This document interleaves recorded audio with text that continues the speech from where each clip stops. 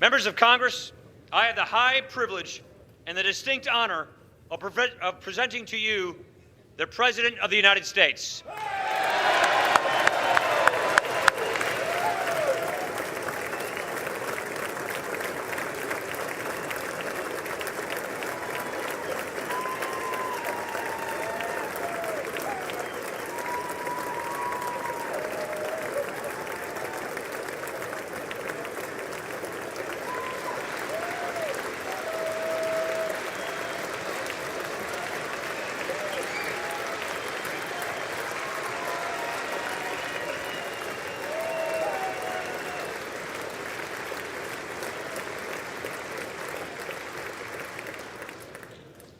Mr. Speaker, Mr. Vice President, members of Congress, the First Lady of the United States, and my fellow Americans. Less than 1 year has passed since I first stood at this podium in this majestic chamber to speak on behalf of the American people and to address their concerns, their hopes, and their dreams. That night, our new administration had already taken very swift action. A new tide of optimism was already sweeping across our land. Each day since, we have gone forward with a clear vision and a righteous mission to make America great again for all Americans.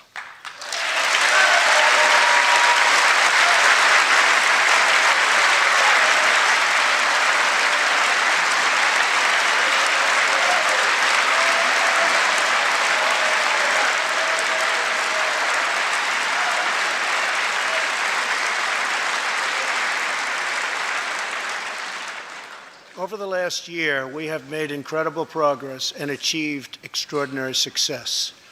We have faced challenges we expected and others we could never have imagined. We have shared in the heights of victory and the pains of hardship. We have endured floods and fires and storms. But through it all, we have seen the beauty of America's soul and the steel in America's spine. Each test has forged new American heroes to remind us who we are and show us what we can be.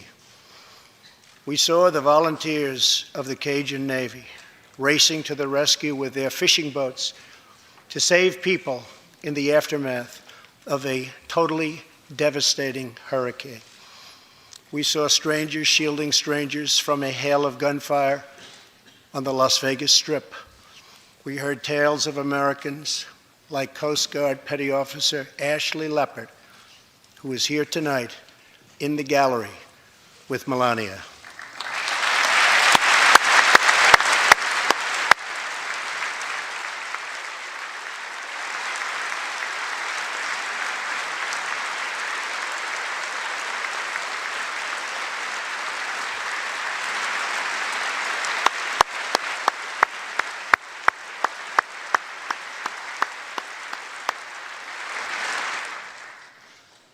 Ashley was aboard one of the first helicopters on the scene in Houston during the Hurricane Harvey.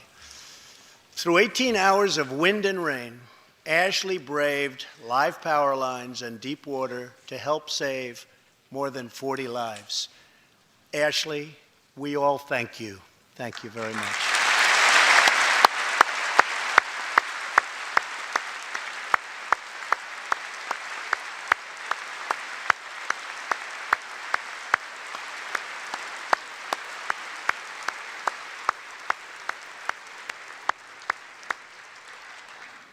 We heard about Americans like firefighter David Dahlberg. He's here with us also. David faced down walls of flame to rescue almost 60 children trapped at a California summer camp threatened by those devastating wildfires. To everyone still recovering in Texas, Florida, Louisiana, Puerto Rico, and the Virgin Islands, everywhere, we are with you. We love you, and we always will pull through together, always.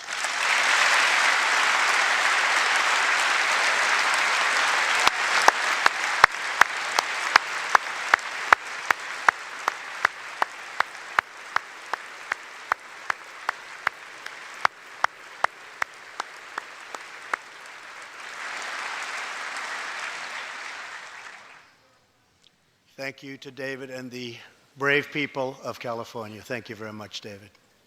Great job. Some trials over the past year touched this chamber very personally. With us tonight is one of the toughest people ever to serve in this House, a guy who took a bullet, almost died, and was back to work 3.5 months later, the legend from Louisiana, Congressman Steve Scalise.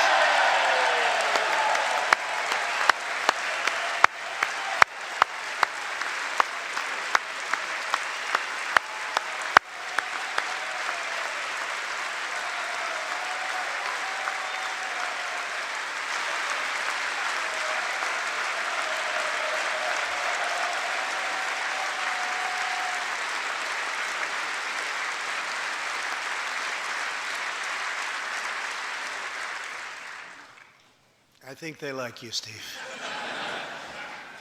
We're incredibly grateful for the heroic efforts of the Capitol Police officers, the Alexandria Police, and the doctors, nurses, and paramedics who saved his life and the lives of many others, some in this room. In the aftermath, yes.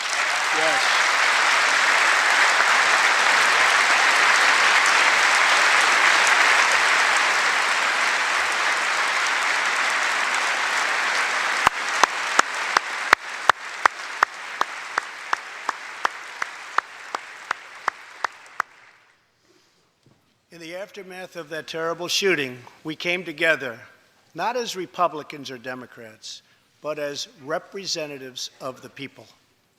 But it is not enough to come together only in times of tragedy. Tonight, I call upon all of us to set aside our differences, to seek out common ground, and to summon the unity we need to deliver for the people.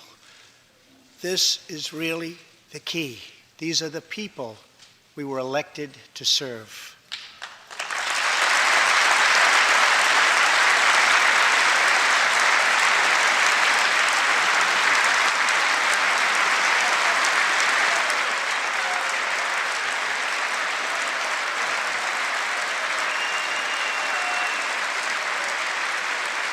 Thank you. Over the last year, the world has seen what we always knew, that no people on earth are so fearless or daring or determined as Americans. If there is a mountain, we climb it. If there's a frontier, we cross it. If there's a challenge, we tame it. If there's an opportunity, we seize it. So let's begin tonight by recognizing that the state of our union is strong because our people are strong.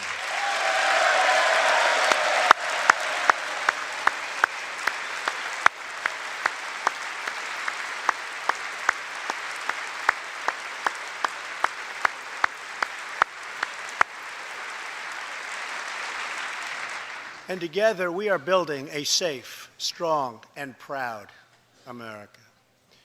Since the election, we have created 2.4 million new jobs, including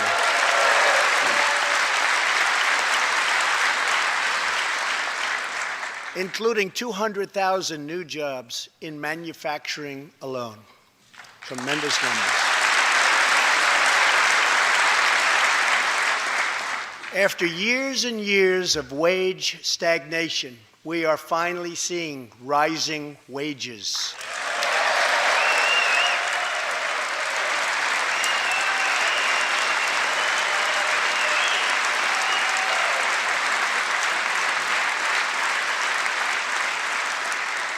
Unemployment claims have hit a 45-year low.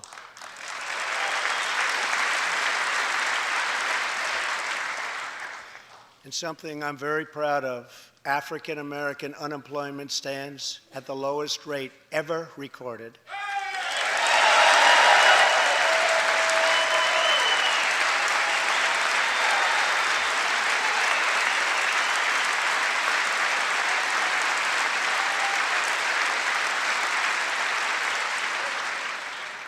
and Hispanic American unemployment has also reached the lowest levels in history.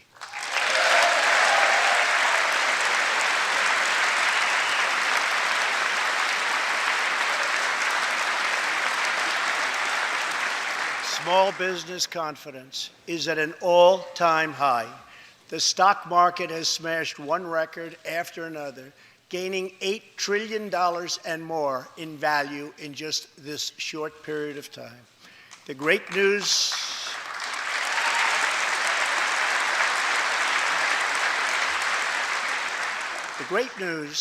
for Americans, 401k, retirement pension, and college savings accounts have gone through the roof. And just as I promised the American people from this podium 11 months ago, we enacted the biggest tax cuts and reforms in American history.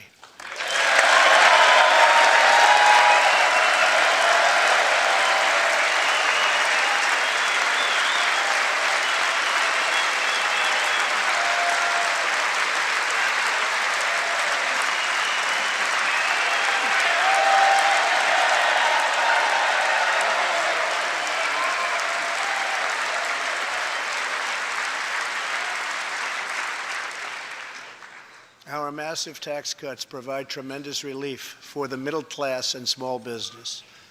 To lower tax rates for hardworking Americans, we nearly doubled the standard deduction for everyone.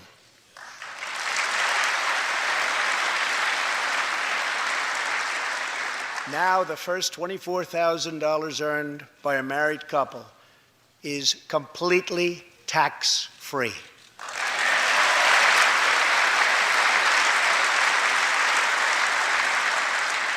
We also doubled the child tax credit.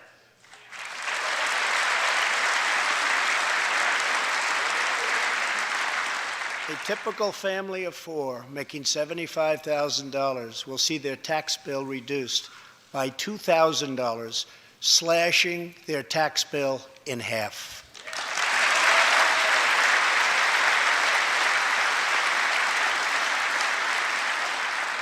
In April, this will be the last time you will ever file under the old and very broken system, and millions of Americans will have more take-home pay starting next month, a lot more.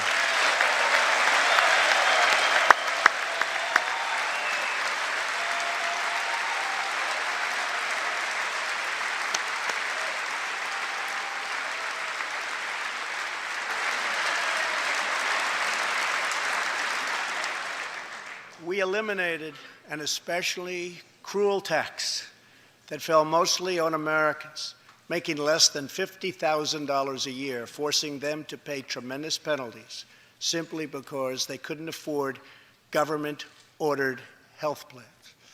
We repealed the core of the disastrous Obamacare. The individual mandate is now gone. Thank heaven.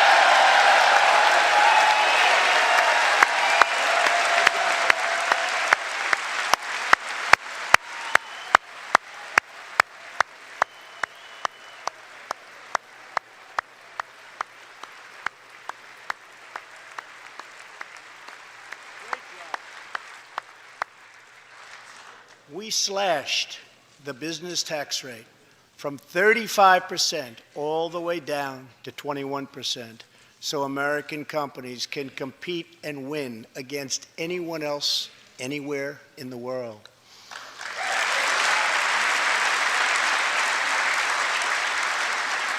These changes alone are estimated to increase average family income by more than $4,000. A lot of money.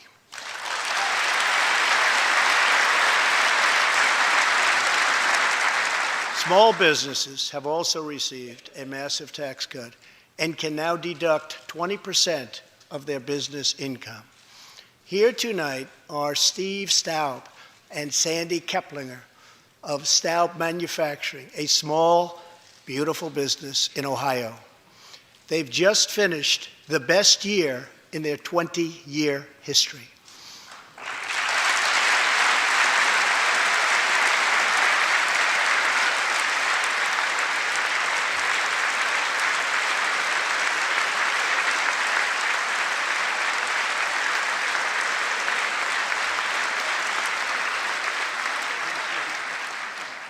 Because of tax reform, they are handing out raises, hiring an additional 14 people, and expanding into the building next door.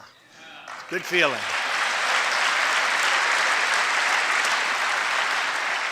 One of Staub's employees, Corey Adams, is also with us tonight. Corey is an all-American worker. He supported himself through high school, lost his job during the 2008 recession, and was later hired by Staub, where he trained to become a welder. Like many hardworking Americans, Corey plans to invest his tax cut raise into his new home and his two daughters' education. Corey, please stand.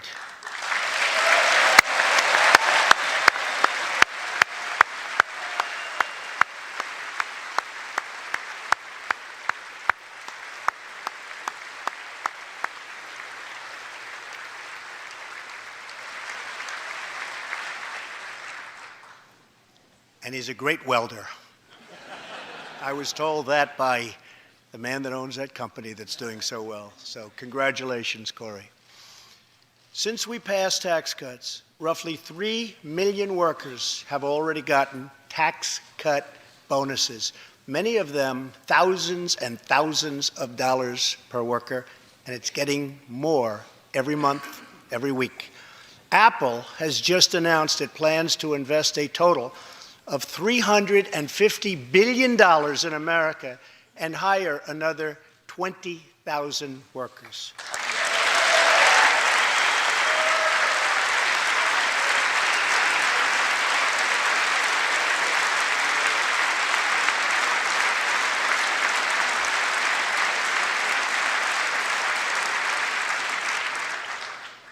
And just a little while ago, ExxonMobil announced a $50 billion investment in the United States, just a little while ago.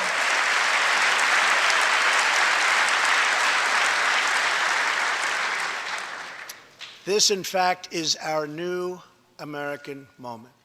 There has never been a better time to start living the American dream. So to every citizen watching at home tonight, no matter where you've been or where you've come from, this is your time. If you work hard, if you believe in yourself, if you believe in America, then you can dream anything. You can be anything. And together, we can achieve absolutely anything.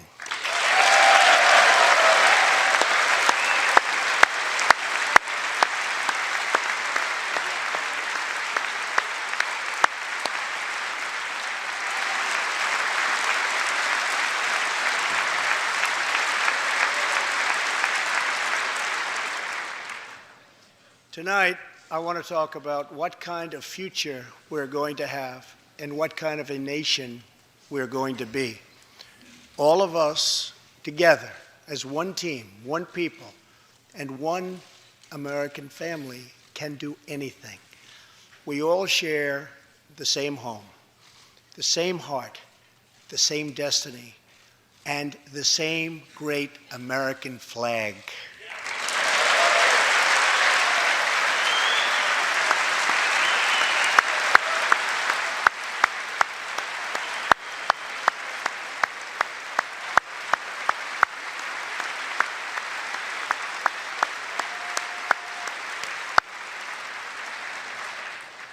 Together, we are rediscovering the American way.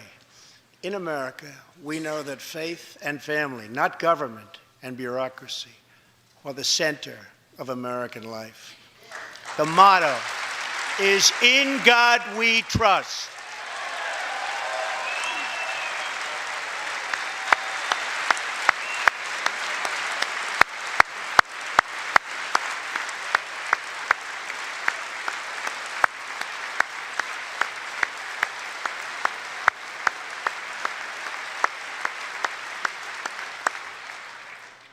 And we celebrate our police, our military, and our amazing veterans as heroes who deserve our total and unwavering support.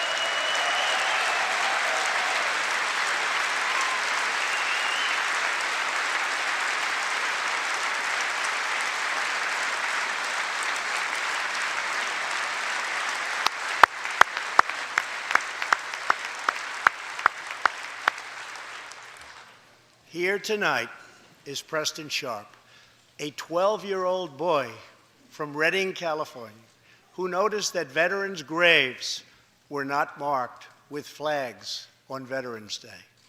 He decided all by himself to change that and started a movement that has now placed 40,000 flags at the graves of our great heroes.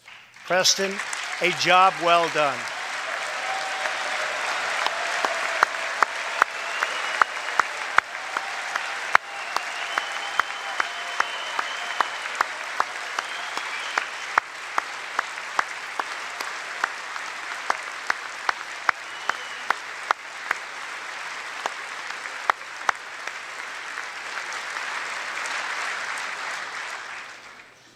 Young patriots like Preston teach all of us about our civic duty as Americans. And I met Preston a little while ago, and he is something very special that I can tell you. Great future. Thank you very much for all you've done, Preston. Thank you very much.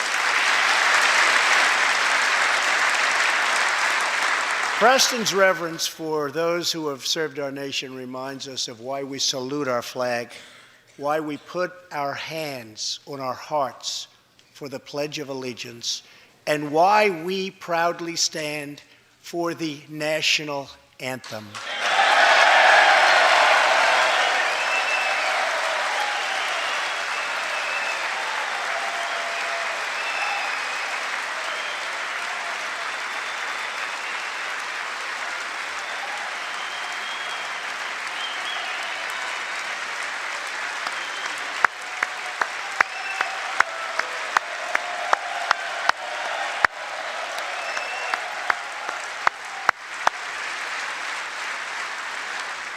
Americans love their country, and they deserve a government that shows them the same love and loyalty in return.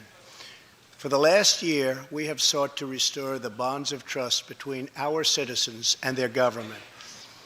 Working with the Senate, we are appointing judges who will interpret the Constitution as written, including a great new Supreme Court justice and more circuit court judges than any new administration in the history of our country.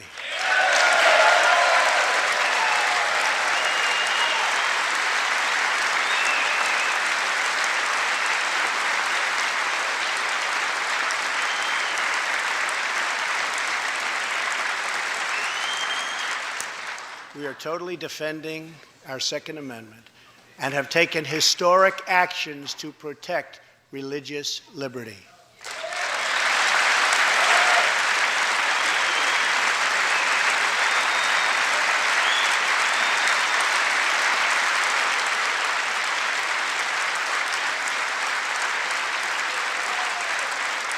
And we are serving our brave veterans, including giving our veterans choice in their health care decisions.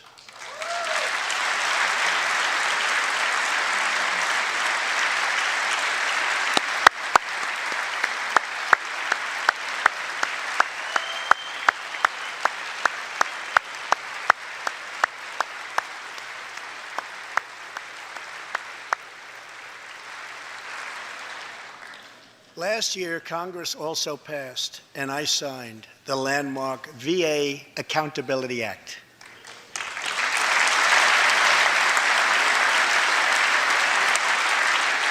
Since its passage, my administration has already removed more than 1,500 VA employees who failed to give our veterans the care they deserve, and we are hiring talented people who love our vets as much as we do.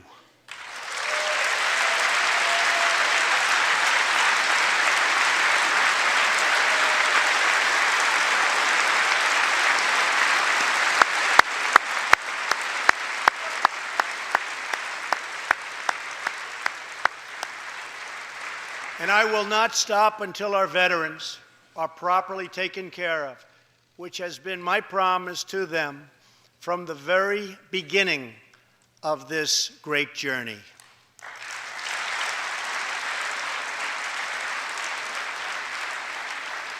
All Americans deserve accountability, and respect. And that's what we are giving to our wonderful heroes, our veterans. Thank you.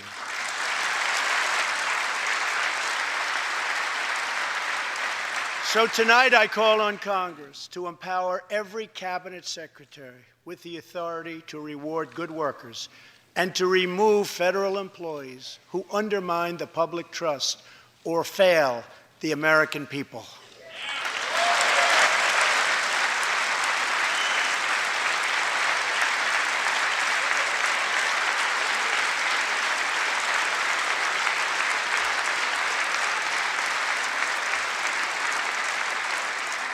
In our drive to make Washington accountable, we have eliminated more regulations in our first year than any administration in the history of our country.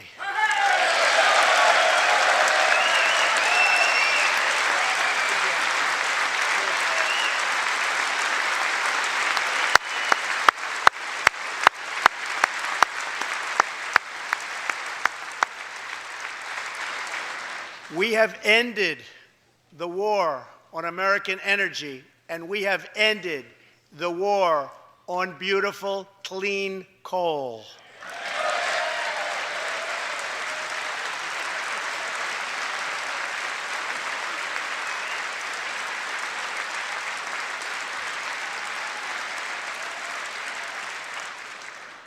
We are now very proudly an exporter of energy to the world.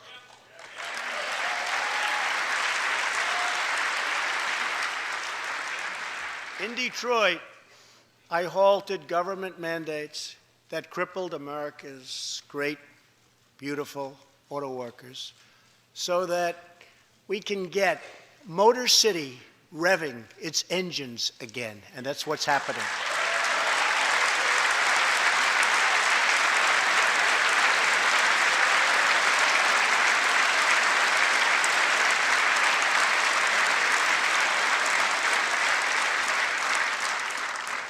Many car companies are now building and expanding plants in the United States, something we haven't seen for decades.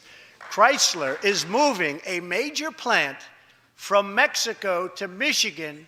Toyota and Mazda are opening up a plant in Alabama, a big one, and we haven't seen this in a long time. It's all coming back.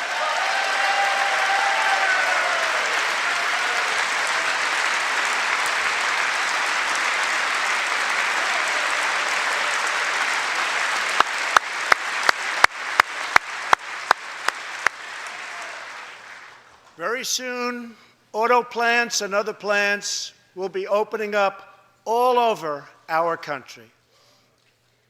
This is all news Americans are totally unaccustomed to hearing. For many years, companies and jobs were only leaving us. But now, they are roaring back, they're coming back. They want to be where the action is. They want to be in the United States of America. That's where they want to be.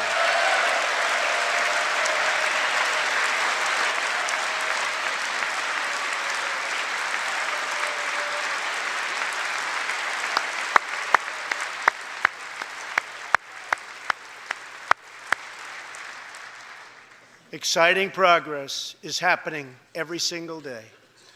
To speed access to breakthrough cures and affordable generic drugs, last year, the FDA approved more new and generic drugs and medical devices than ever before in our country's history.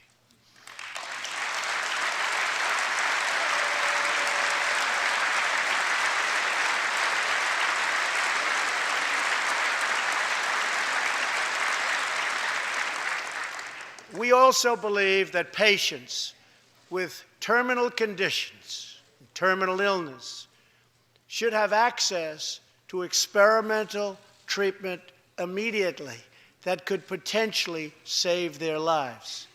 People who are terminally ill should not have to go from country to seek a cure.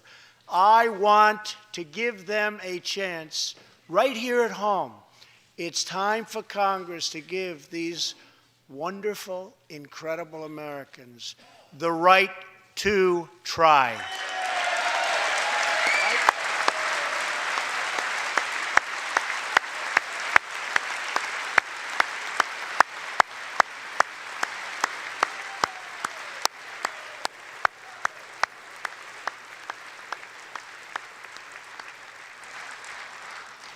One of my greatest priorities is to reduce the price of prescription drugs.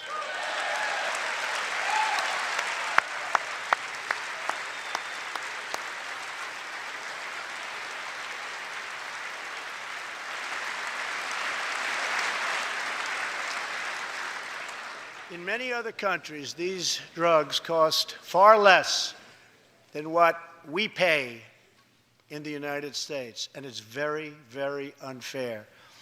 That is why I've directed my administration to make fixing the injustice of high drug prices one of my top priorities for the year.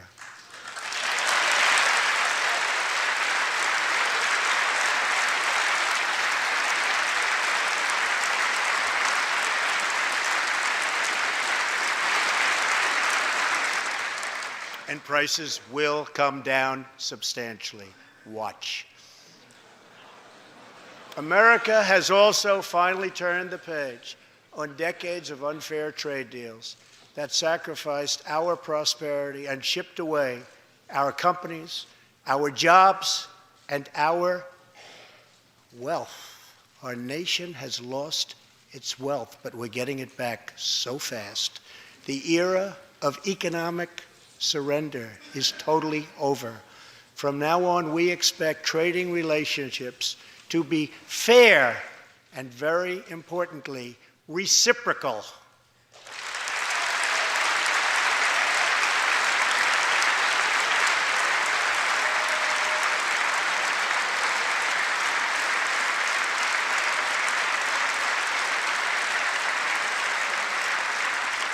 We will work to fix bad trade deals and negotiate new ones, and they'll be good ones, but they'll be fair. And we will protect American workers and American intellectual property through strong enforcement of our trade rules.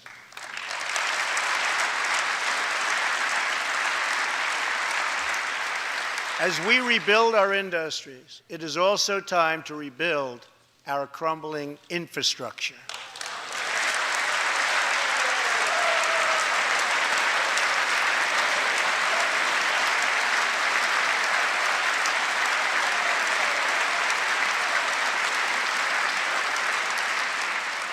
America is a nation of builders. We built the Empire State Building in just 1 year. Isn't it a disgrace that it can now take 10 years just to get a minor permit approved for the building of a simple road?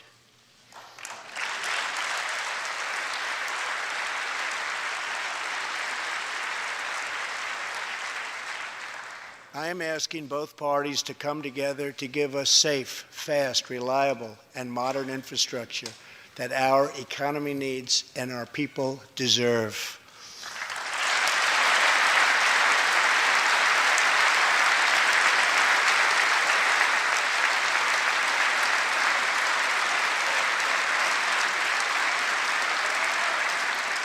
Tonight, I'm calling on Congress to produce a bill that generates at least $1.5 trillion for the new infrastructure investment that our country so desperately needs. Every federal dollar should be leveraged by partnering with state and local governments and, where appropriate, tapping into private sector investment to permanently fix the infrastructure deficit, and we can do it.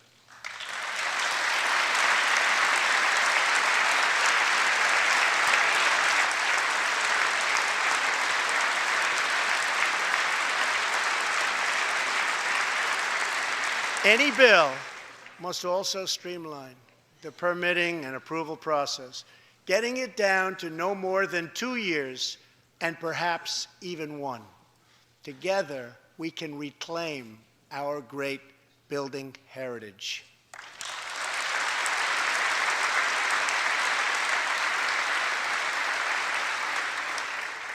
We will build gleaming new roads, bridges, highways, railways, and waterways all across our land. And we will do it with American heart, and American hands, and American grit.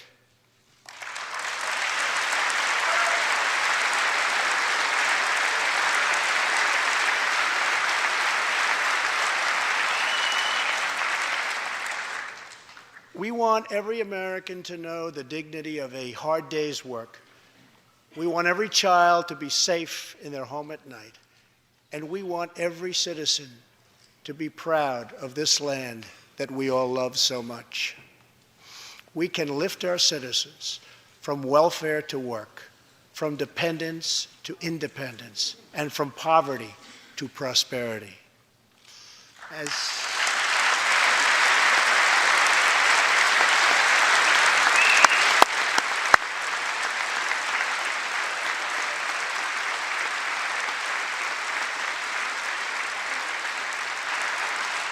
As tax cuts create new jobs, let's invest in workforce development, and let's invest in job training, which we need so badly.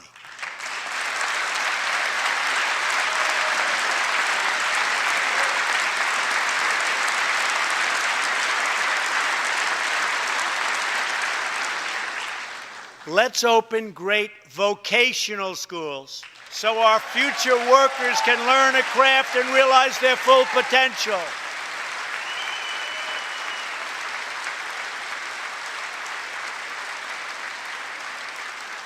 And let's support working families by supporting paid family leave.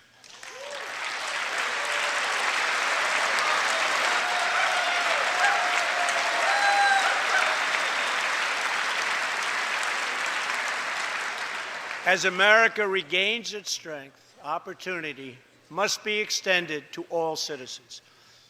That is why this year we will embark on reforming our prisons to help former inmates who have served their time get a second chance at life.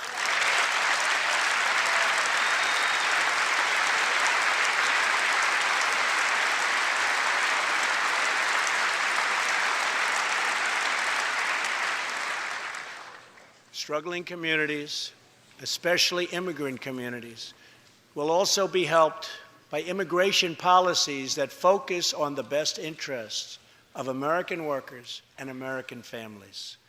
For decades, open borders have allowed drugs and gangs to pour into our most vulnerable communities. They've allowed millions of low-wage workers to compete for jobs and wages against the poorest Americans. Most tragically, they have caused the loss of many innocent lives. Here tonight are two fathers and two mothers, Evelyn Rodriguez, Freddie Cuevas, Elizabeth Alvarado, and Robert Mickens. Their two teenage daughters, Kayla Cuevas and Nisa Mickens, were close friends on Long Island. But in September 2016, on the eve of Nisa's 16th birthday, such a happy time it should have been, neither of them came home. These two precious girls were brutally murdered while walking together in their hometown. 6 members of the savage MS-13 gang have been charged with Kayla and Nisa's murders. Many of these gang members took advantage of glaring loopholes in our laws to enter the country as illegal, unaccompanied, alien minors and wound up in Kayla and Nisa's high school. Evelyn, Elizabeth, Freddie, and Robert, tonight everyone in this chamber is praying for you. Everyone in America is grieving for you. Please stand. Thank you very much.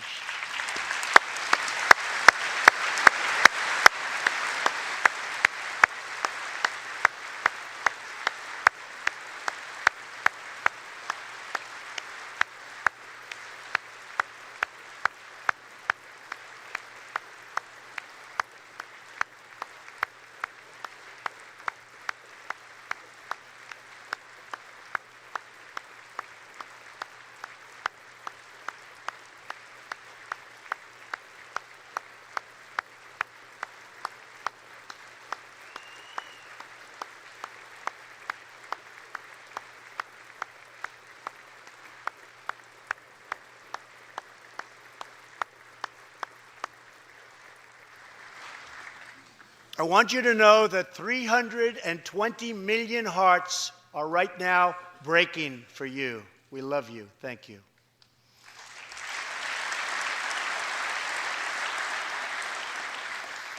While we cannot imagine the depths of that kind of sorrow, we can make sure that other families never have to endure this kind of pain. Tonight I am calling on Congress to finally close the deadly loopholes that have allowed MS-13 and other criminal gangs to break into our country. We have proposed new legislation that will fix our immigration laws and support our ICE and Border Patrol agents. These are great people. These are great, great people that work so hard in the midst of such danger so that this can never happen again.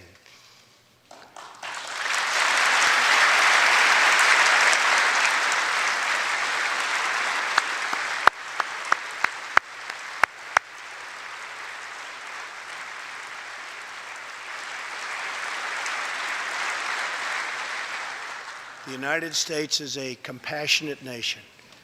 We are proud that we do more than any other country anywhere in the world to help the needy, the struggling, and the underprivileged all over the world.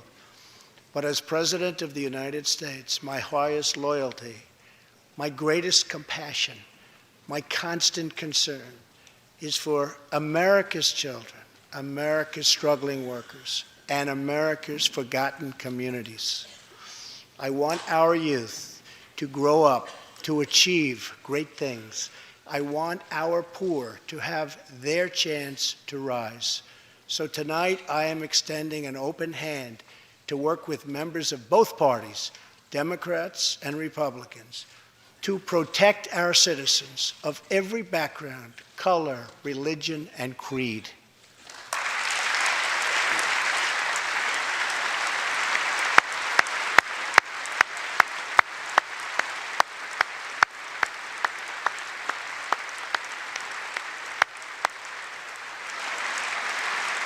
My duty, and the sacred duty of every elected official in this chamber, is to defend Americans, to protect their safety, their families, their communities, and their right to the American dream. Because Americans are dreamers too.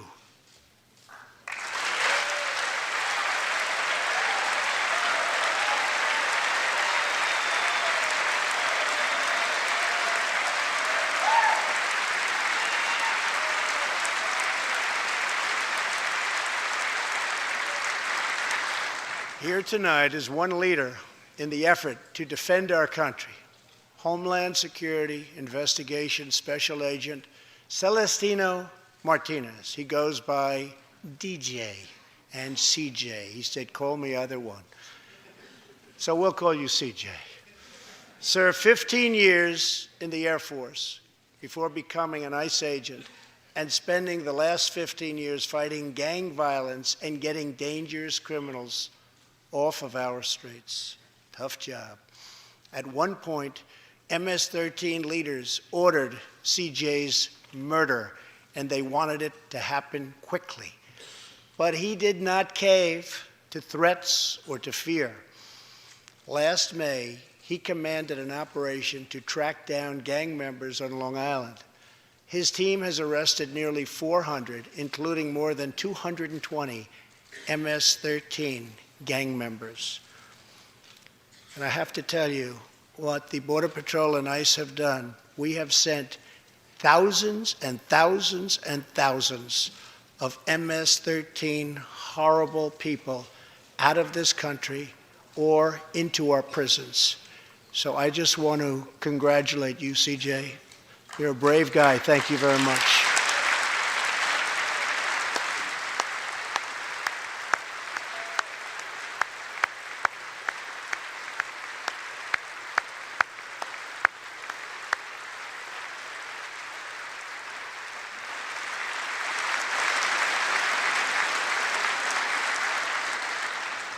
And I asked CJ, what's the secret? He said, we're just tougher than they are. And I like that answer.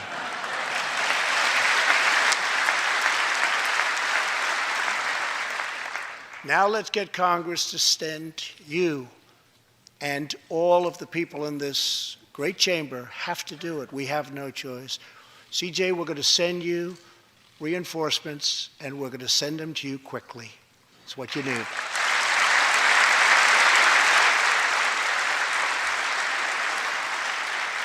Over the next few weeks, the House and Senate will be voting on an immigration reform package. In recent months, my administration has met extensively with both Democrats and Republicans to craft a bipartisan approach to immigration reform. Based on these discussions, we presented Congress with a detailed proposal that should be supported by both parties as a fair compromise, one where nobody gets everything they want, but where our country gets the critical reforms it needs and must have.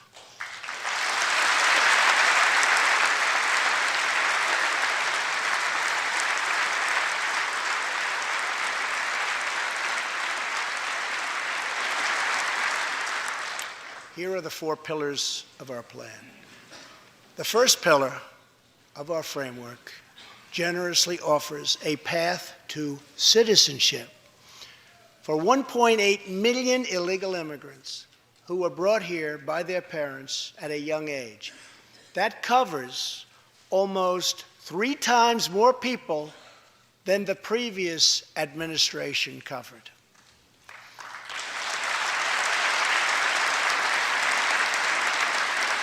Under our plan, those who meet education and work requirements and show good moral character will be able to become full citizens of the United States over a 12-year period.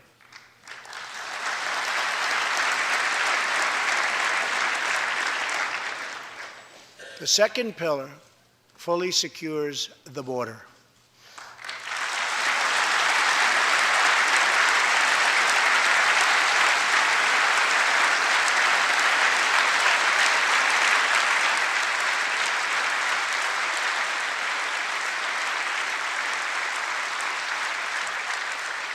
That means building a great wall on the southern border, and it means hiring more heroes like CJ to keep our communities safe.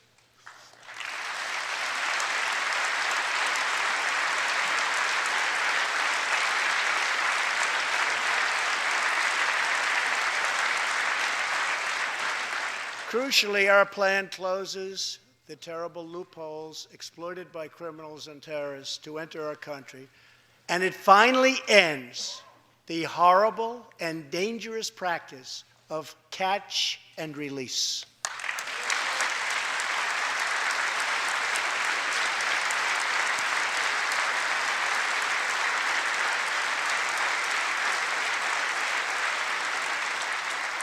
The third pillar ends the visa lottery, a program that randomly hands out green cards without any regard for skill, merit, or the safety of American people.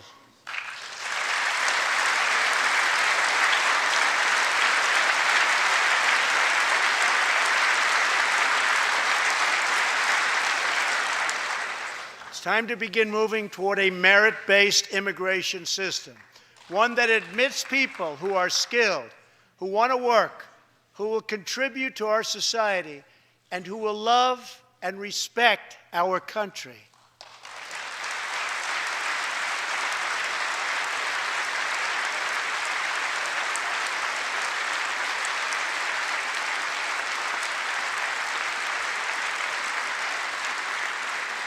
The fourth and final pillar protects the nuclear family by ending chain migration.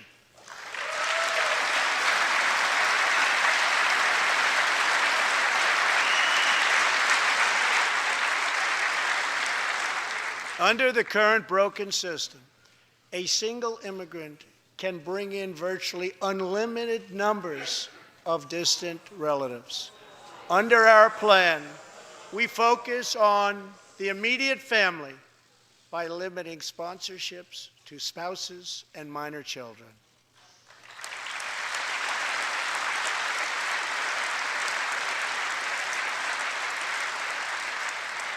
This vital reform is necessary not just for our economy, but for our security and for the future of America. In recent weeks, 2 terrorist attacks in New York were made possible by the visa lottery and chain migration. In the age of terrorism, these programs present risks we can just no longer afford. It's time to reform.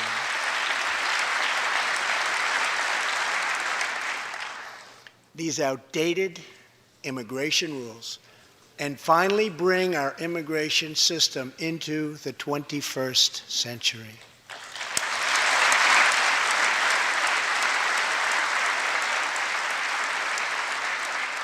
These 4 pillars represent a down-the-middle compromise and one that will create a safe, modern, and lawful immigration system.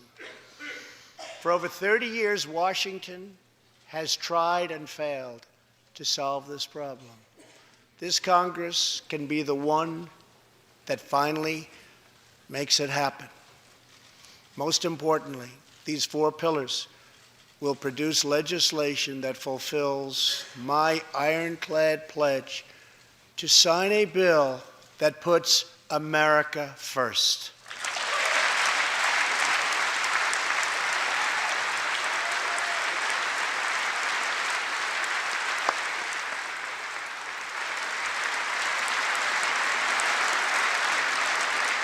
So let's come together, set politics aside, and finally get the job done.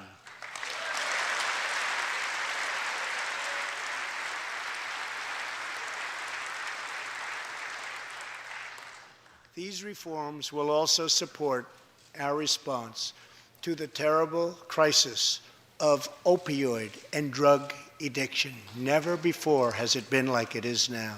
It is terrible. We have to do something about it. In 2016, we lost 64,000 Americans to drug overdoses, 174 deaths per day, 7 per hour. We must get much tougher on drug dealers and pushers if we are going to succeed in stopping this scourge.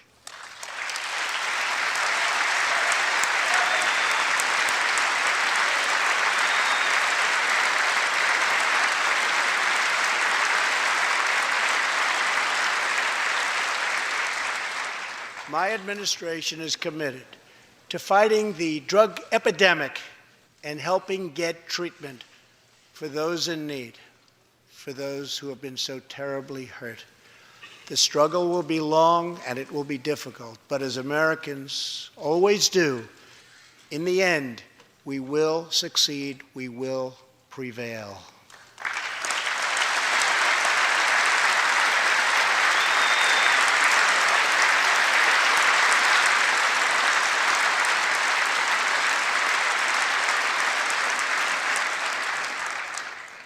As we have seen tonight, the most difficult challenges bring out the best in America. We see a vivid expression of this truth in the story of the Holetz family of New Mexico. Ryan Holetz is 27 years old, an officer with the Albuquerque Police Department. He's here tonight with his wife, Rebecca.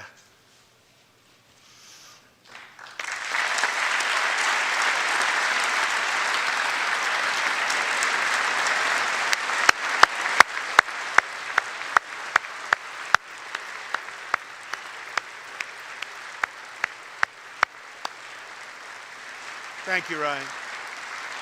Last year, Ryan was on duty when he saw a pregnant, homeless woman preparing to inject heroin.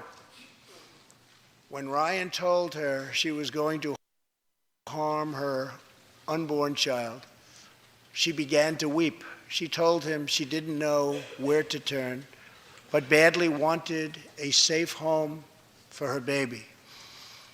In that moment, Ryan said he felt God speak to him. You will do it because you can. He heard those words. He took out a picture of his wife and their 4 kids. Then he went home to tell his wife, Rebecca. In an instant, she agreed to adopt. The Hollettes named their new daughter Hope. Ryan and Rebecca, you embody the goodness of our nation. Thank you.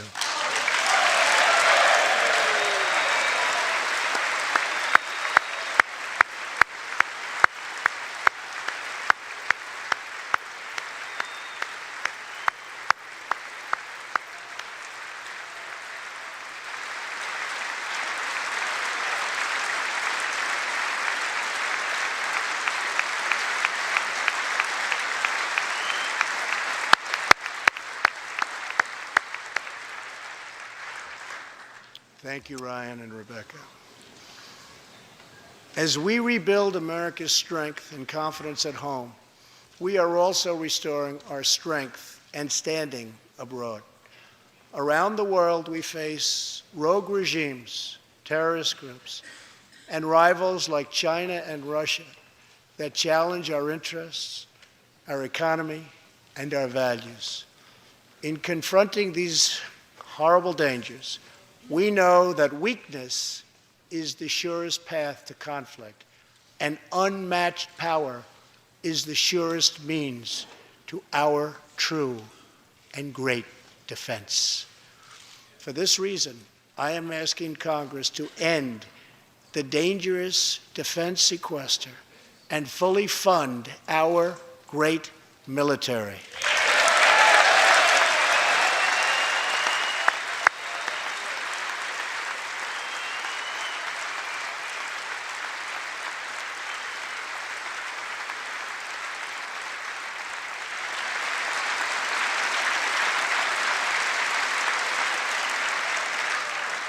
As part of our defense, we must modernize and rebuild our nuclear arsenal, hopefully never having to use it, but making it so strong and so powerful that it will deter any acts of aggression by any other nation or anyone else.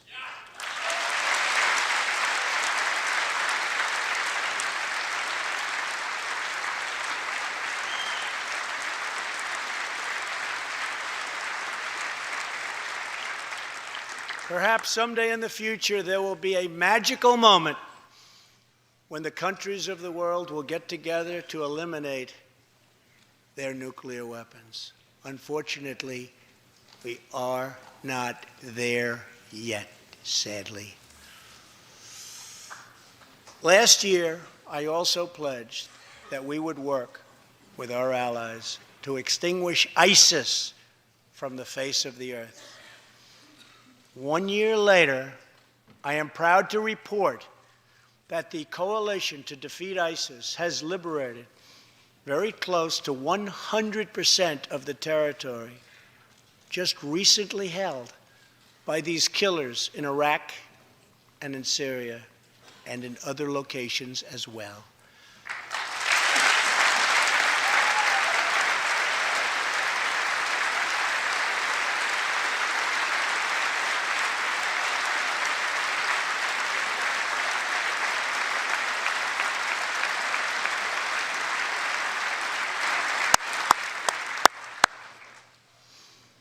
But there is much more work to be done. We will continue our fight until ISIS is defeated. Army Staff Sergeant Justin Peck is here tonight. Near Raqqa last November, Justin and his comrade, Chief Petty Officer Kenton Stacy, were on a mission to clear buildings that ISIS had rigged with explosive, so that civilians could return to that city, hopefully soon and hopefully safely.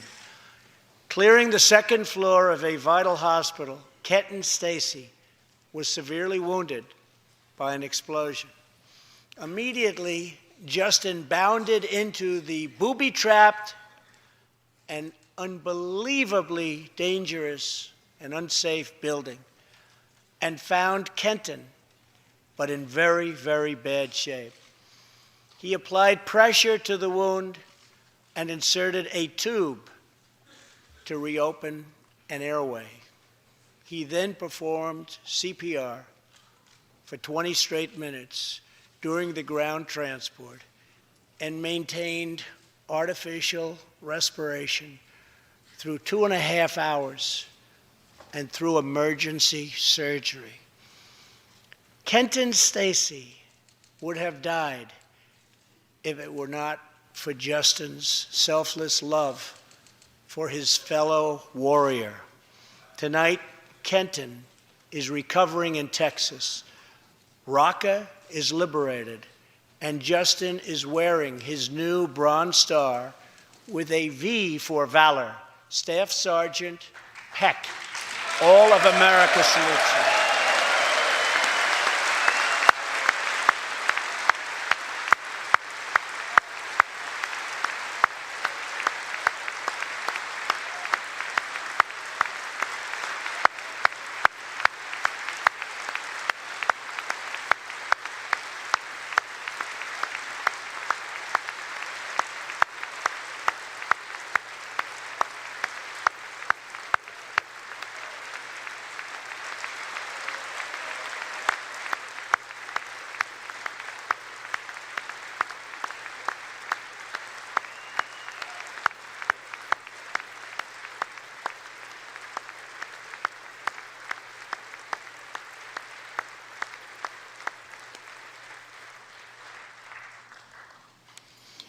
Terrorists who do things like place bombs in civilian hospitals are evil. When possible, we have no choice but to annihilate them. When necessary, we must be able to detain and question them. But we must be clear, terrorists are not merely criminals. They are unlawful enemy combatants.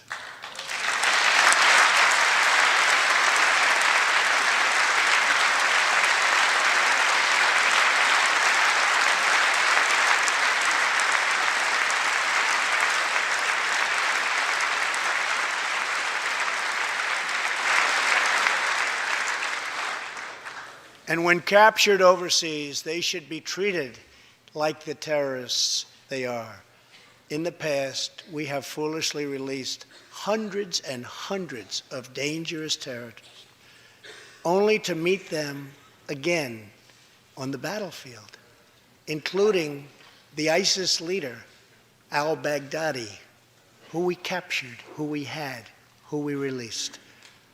So today, I'm keeping another promise. I just signed, prior to walking in, an order directing Secretary Mattis, who is doing a great job. Thank you.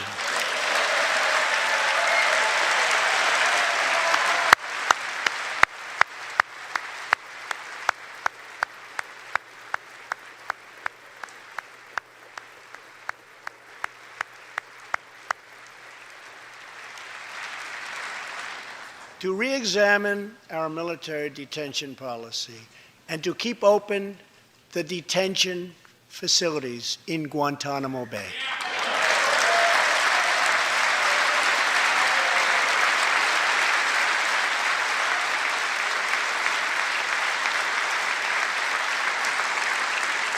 I am asking Congress to ensure that in the fight against ISIS and al-Qaeda, we continue to have all necessary power to detain terrorists wherever we chase them down, wherever we find them.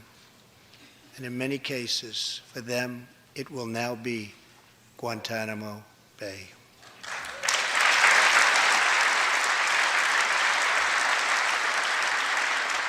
At the same time, as of a few months ago, our warriors in Afghanistan have new rules of engagement.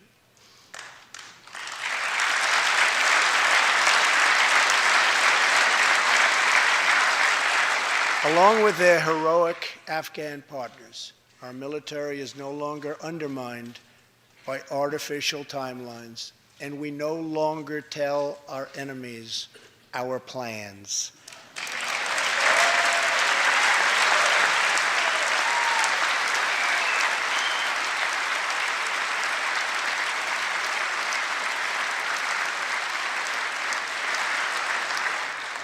Last month, I also took an action endorsed unanimously by the U.S. Senate just months before. I recognized Jerusalem as the capital of Israel.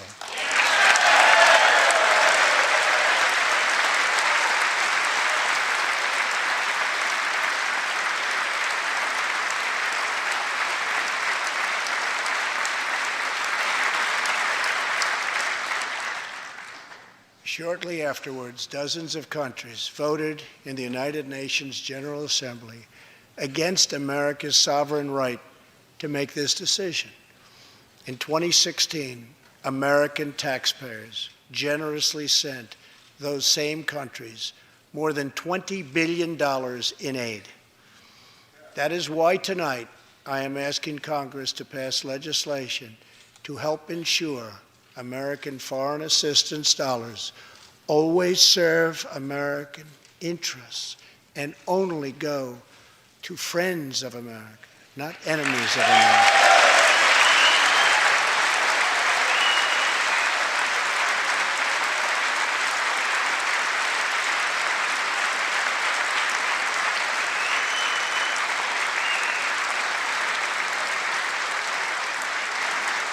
As we strengthen friendships all around the world, we are also restoring clarity about our adversaries. When the people of Iran rose up against the crimes of their corrupt dictatorship, I did not stay silent. America stands with the people of Iran in their courageous struggle for freedom.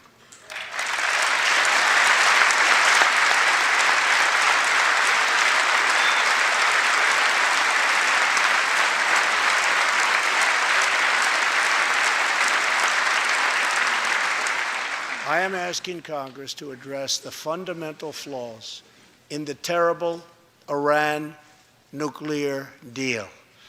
My administration has also imposed tough sanctions on the communist and socialist dictatorships in Cuba and Venezuela.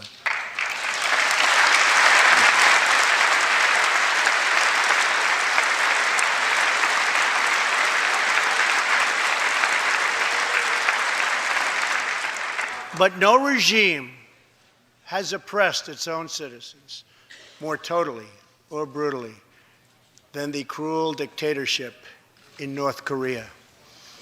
North Korea's reckless pursuit of nuclear missiles could very soon threaten our homeland.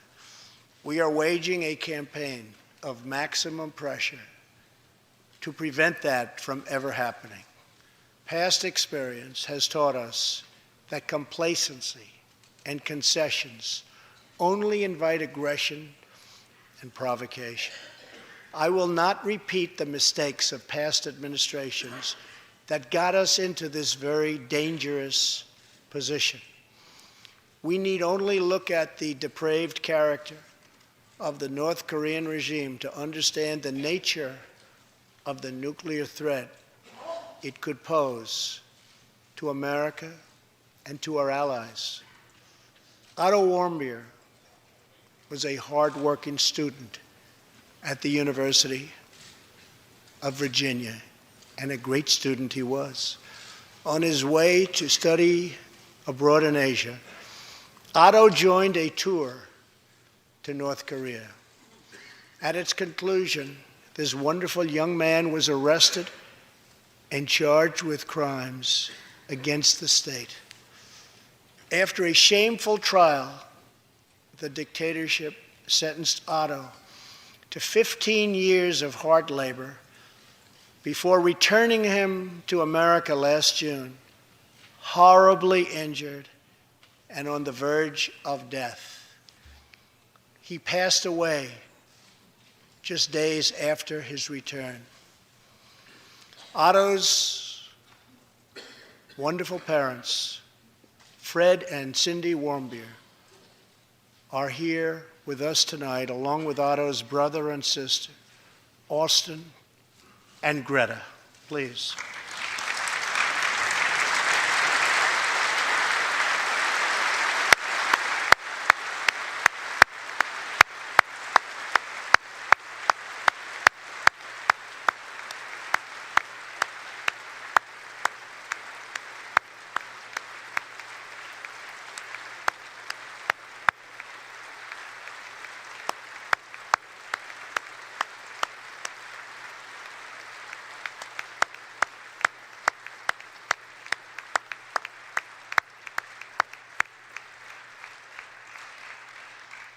Incredible people. You are powerful witnesses to a menace that threatens our world, and your strength truly inspires us all. Thank you very much. Thank you.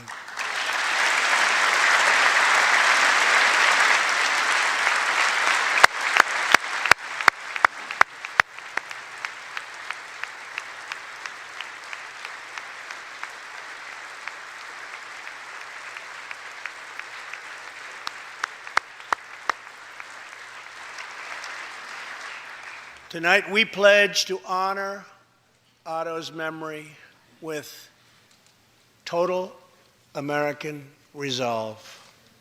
Thank you. Finally,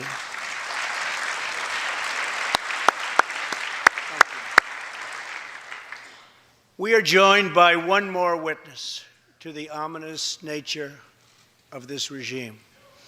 His name is Mr. Ji Sung-ho. In 1996, Sung-ho was a starving boy in North Korea. One day he tried to steal coal from a railroad car to barter for a few scraps of food, which were very hard to get. In the process, he passed out on the train tracks, exhausted from hunger. He woke up as a train ran over his limbs.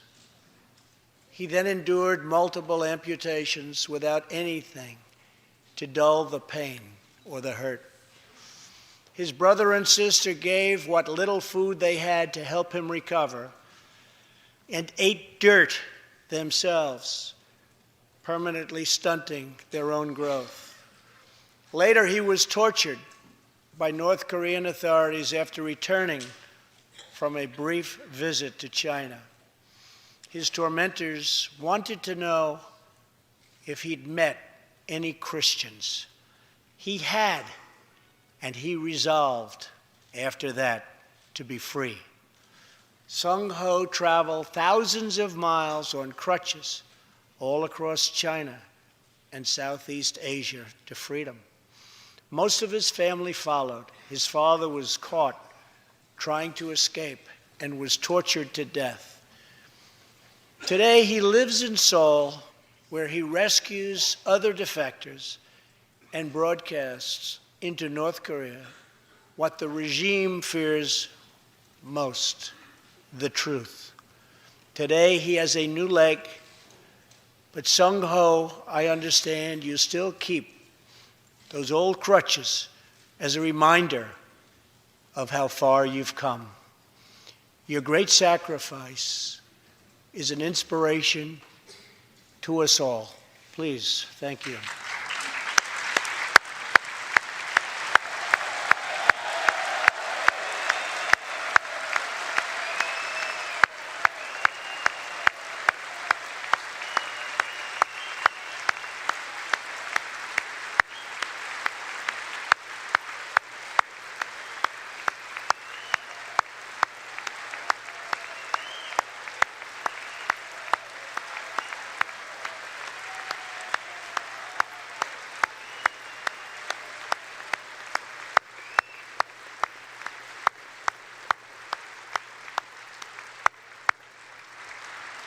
Sung-ho's story is a testament to the yearning of every human soul to live in freedom. It was that same yearning for freedom that nearly 250 years ago gave birth to a special place called America. It was a small cluster of colonies caught between a great ocean and a vast wilderness. It was home to an incredible people with a revolutionary idea that they could rule themselves, that they could chart their own destiny, and that together they could light up the entire world. That is what our country has always been about. That is what Americans have always stood for, always strived for, and always done. Atop the dome of this Capitol stands the Statue of Freedom. She stands tall and dignified among the monuments to our ancestors who fought and lived and died to protect her. Monuments to Washington and Jefferson and Lincoln and King. Memorials to the heroes of Yorktown and Saratoga. To young Americans who shed their blood on the shores of Normandy and the fields beyond, and others who went down in the waters of the Pacific and the skies all over Asia. And freedom stands tall over one more monument, this one, this Capitol, this living monument. This is the monument to the American people.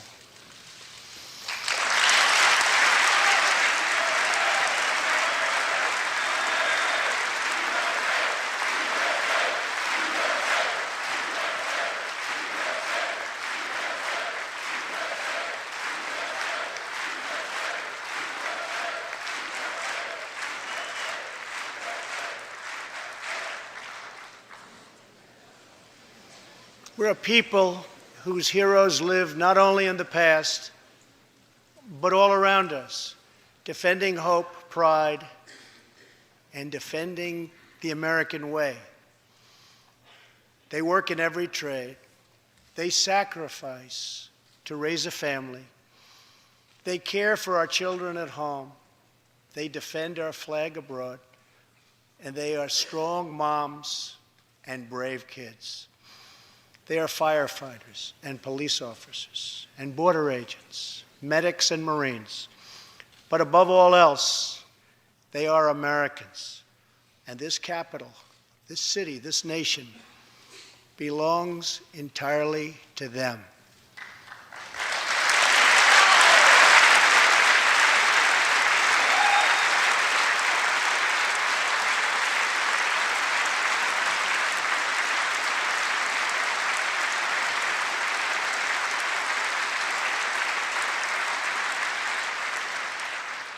Our task is to respect them, to listen to them, to serve them, to protect them, and to always be worthy of them.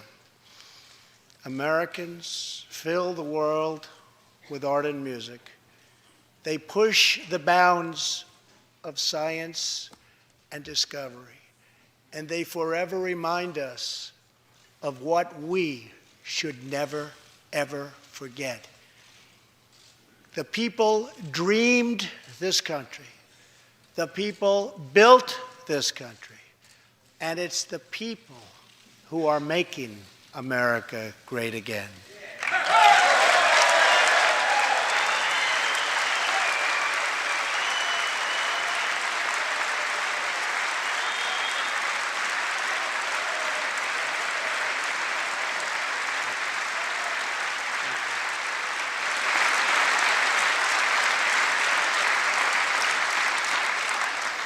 As long as we are proud of who we are and what we are fighting for, there is nothing we cannot achieve. As long as we have confidence in our values, faith in our citizens, and trust in our God, we will never fail. Our families will thrive. Our people will prosper. And our nation will forever be safe and strong and proud and mighty and free. Thank you, and God bless America. Good night.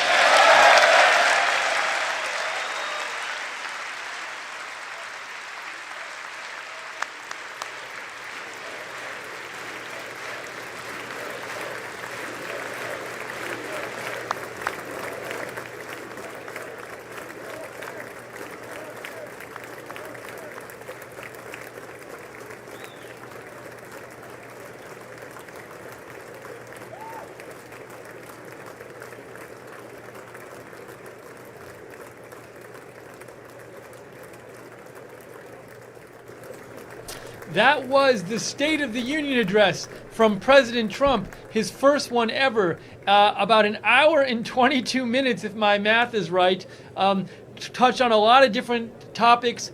President Trump was definitely, he had a lot of energy tonight, and we want to hear what you think. This is the post show. This is Right Side Broadcasting. We hope you all enjoyed watching the speech, and now we want to hear, what did you think about the speech? What did you think about it? That's what we want to hear. Write to me on Twitter. I am at Lookner. We're going to talk about the speech right now, hear what you thought about the speech. Write to me on Twitter. Lookner is where to reach me. The room seemed pretty excited. Well, a lot of the room, you know, there's Republicans, there's Democrats, but at the ending the climactic ending of the speech. And so what did you think about the speech? Let me know. I'm at Lookner on Twitter, This is Right Side Broadcasting. We are covering the speech live, and we are gonna hear from you guys. Let's see here.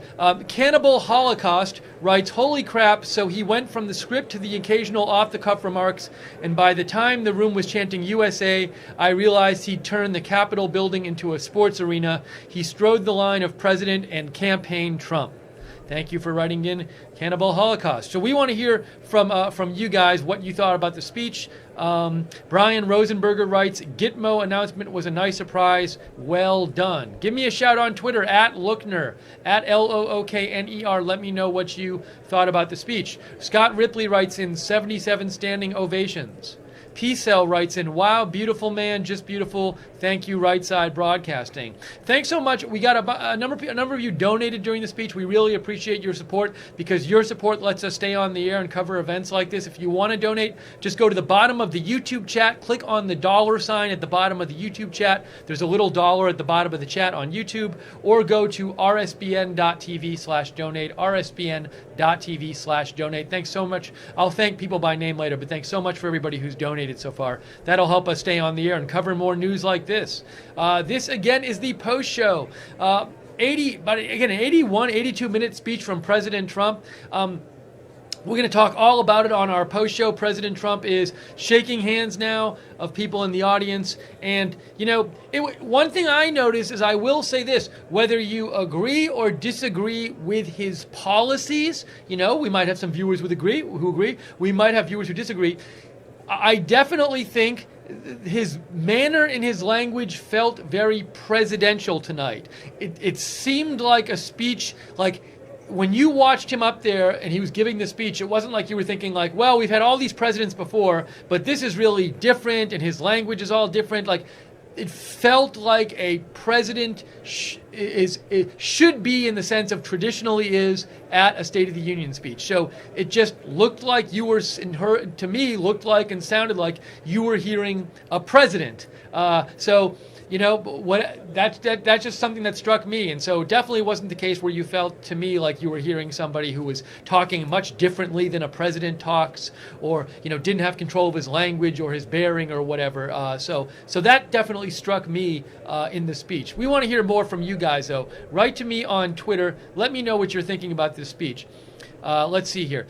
Dustin Faulkner writes in, great speech, but telling us that amnesty represents America first is just wrong. Got to stop that. Will not help a thing. So, Dustin, I think what you're referring to is President Trump talked a bit about his immigration proposal, his different pillars of immigration, his immigration proposal, and one of the pillars was giving a path to citizenship to 1.8 million dreamers, and it sounds like you did not agree with that part of his speech. So let's see here. Oh, and my lower third, I guess I have to change the lower third. It says State of the Union at 9 p.m. I have to change it to State of the Union post show. That's the one thing I forgot to do. I am sorry. My bad. Here we go. All done. Thank you. Thank you, Jake. So we're taking your comments on the air. Stephen McIntyre writes in, he was fantastic. He left the Democrats in the dust, and now they look like total fools. God bless the president. Jeremy Miller says, he confirmed my earlier comment. Great speech, great tempo, and great exercise for the majority of that room. USA. Pray for USA writes, powerful, emotional. I am so proud to be American and so proud of President Trump. And I want to say a quick thank you to a couple people who donated to Right Side Broadcasting just right now. AskKeyman605 and Opetki made another donation, says one more for the road. Hope Right Side Broadcasting grows bigger than any news network. Thank you guys for your donations. Also, before we got a couple of donations, I wanted to mention Colin Steinbach made a very generous $200 donation. Kay Hendricks donated $100. Zenesia Crosley also donated earlier. So I'm sorry if I don't get to all the donations, but I'm trying my best to get to all of them. But thank you. That's what keeps us on the air and allows us to cover events like this, so we really appreciate it. Okay, I want to read more of your comments. A couple things I'll say is I definitely thought some of the more, for me just as a viewer at home, I thought some of the more gripping moments were the moments when President Trump talked about some of the guests who he had invited to the White House, to the State of the Union. So definitely it was very powerful when he talked about the North Korean dissident who had fled North Korea and had tried to steal some coal to be able to get some food, I believe it was, and then he felt like he collapsed on a railroad track and the train ran him over and he had to get limbs amputated. Then he escaped North Korea and eventually, and now he helps people who flee North Korea himself, and President Trump acknowledged him, and he held up his crutches, or I think both of his crutches he held up for a good, several minutes there. And it was just, and that was a moment where everybody in the audience seemed was applauding. So that was a very powerful moment, I thought, as a viewer. Real quick, let me say thanks. A couple more people donated real quick. Thank you, Shar, says USA, USA, USA. Thanks for the live coverage. Thank you for the donation, Shar. And thank you, Panji Zhu, for the donation. We really appreciate it. Christopher Peters, thank you. And Mark Sharp donated and said, thank you, President Donald J. Trump, for making America great again. Thank you. If you want to support Right Side Broadcasting, allow us to cover shows like news like this, you can go to the bottom of the YouTube chat, click on the $ at the bottom of the YouTube chat, or go to rsbn.tv/donate. So many comments. I want to get to more of your comments. Write to me. Let me know what you thought of the speech. What did you like? Is there anything you didn't like? What struck you about the speech? We want to hear from you and read it on the air. @ Lookner on Twitter. BitNinja61.8 says, historic. Donna says, greatest line tonight, Americans are dreamers too. Thanks for reminding me. I thought in terms of lines, that might have been one of the most memorable, lines, quote unquote, of the speech. Let me see if I can find that for you. Breaking 911 had a tweet up about it, so let me show you that real quick, where they posted a clip of it. This is where President Trump said Americans are dreamers too. This is from Breaking 911. I could rewind it on our own feed, but I might as well just show you this because they have it posted. So let me show you this really quickly, and you can see when President Trump said Americans are dreamers too. And the sacred duty of every elected official in this chamber. Are you hearing it? Is to defend Americans, to protect their safety, their families, their communities, and their right to the American dream.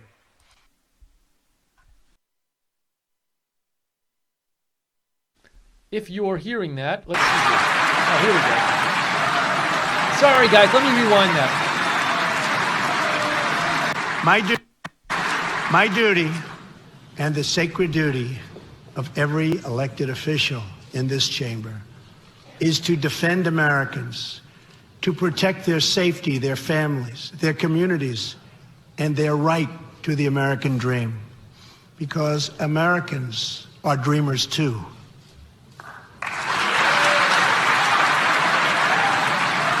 So that was the Americans are dreamers too comment. Sorry, I had a little hiccup there. And I want to read more of your comments. What did you think about the speech? One of you just wrote in and said you liked that line. Thank you for your donation. Sterling Archer made a donation, said Trump definitely won't this debate. I think you meant Trump definitely won this debate. Maybe you had a spell check. I think that's what you said. Trump definitely won this debate. Thank you, Sterling Archer. Thank you, MDR22315, for a donation. Thank you, Dave Harvey, for a donation. Dave Harvey said, CNN said Trump would open people's eyes on North Korea and make headlines in the news next day. Let's hear the negative from the enemy now. LOL. Thank you, Dave Harvey. You said, I added an extra word. I added the word now to your message. Sorry, Dave. Okay, let me get to some more of your messages here. Daisy Bell said, our viewer Daisy Bell, he crushed the State of the Union. The Democrats sitting during good news for our country was terrible optics for them. It was a slam dunk with the exception of the immigration offer, although he knew Democrats won't accept this offer. So you think there were times when the Democrats were sitting that weren't good for Democrats when President Trump was giving good economic news, for instance, interesting comment, Daisy. Cody Hames says, great speech. Now, hashtag release the memo. That's from Cody Hames, our viewer. Mr. Driller, thank you for the donation. Mr. Driller said, commentary on this speech can only distract from it. I think it was solid and classic. We are so lucky this guy is the president. Thank you, Mr. Driller, for the donation. Shuo Wang said, Dems started out by not wanting to stand. Dems were standing by the end. Pretty sure that's a win. Chris McAdams says, Trump knocked it out of the park. Tiggy says, Trump was on fire. The Democrats should be ashamed of themselves, acting like spoiled children. America is back. And by the way, we have chosen tonight, we're not going to show, the Democratic response is starting right now, but it's so soon after the speech. I think we want to have some time to talk about the speech. So we're not going to show the Democratic response. We're just going to hear from you guys and continue our post show here because we want to give you guys a chance to talk about the speech because we just ended like 5 minutes ago. So apologies if you wanted to see the Democratic response. Maybe I'll check my social media later and give you some highlights of that. But we want to stick and talk about the actual President Trump speech. So send in comments. Let us know what you thought of President Trump's speech. We are here live covering the speech. This is the post show at Right Side Broadcasting. And don't forget, subscribe to us on YouTube and click the notifications bell so you get notified whenever we're coming on the air with breaking news coverage. We do breaking news coverage all the time. And you can follow us on Facebook at Right Side Broadcasting and on Twitter at RSB Network.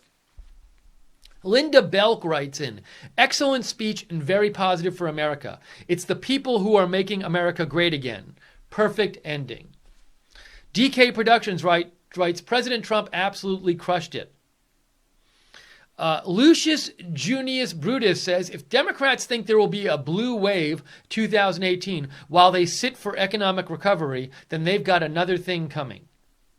Thank you for the donation, Archaic Trance. Archaic Trance says, Democrats looked so unprofessional and undignified, just sitting there looking depressed. Do they not have etiquette skills? President Trump rocked. MAGA.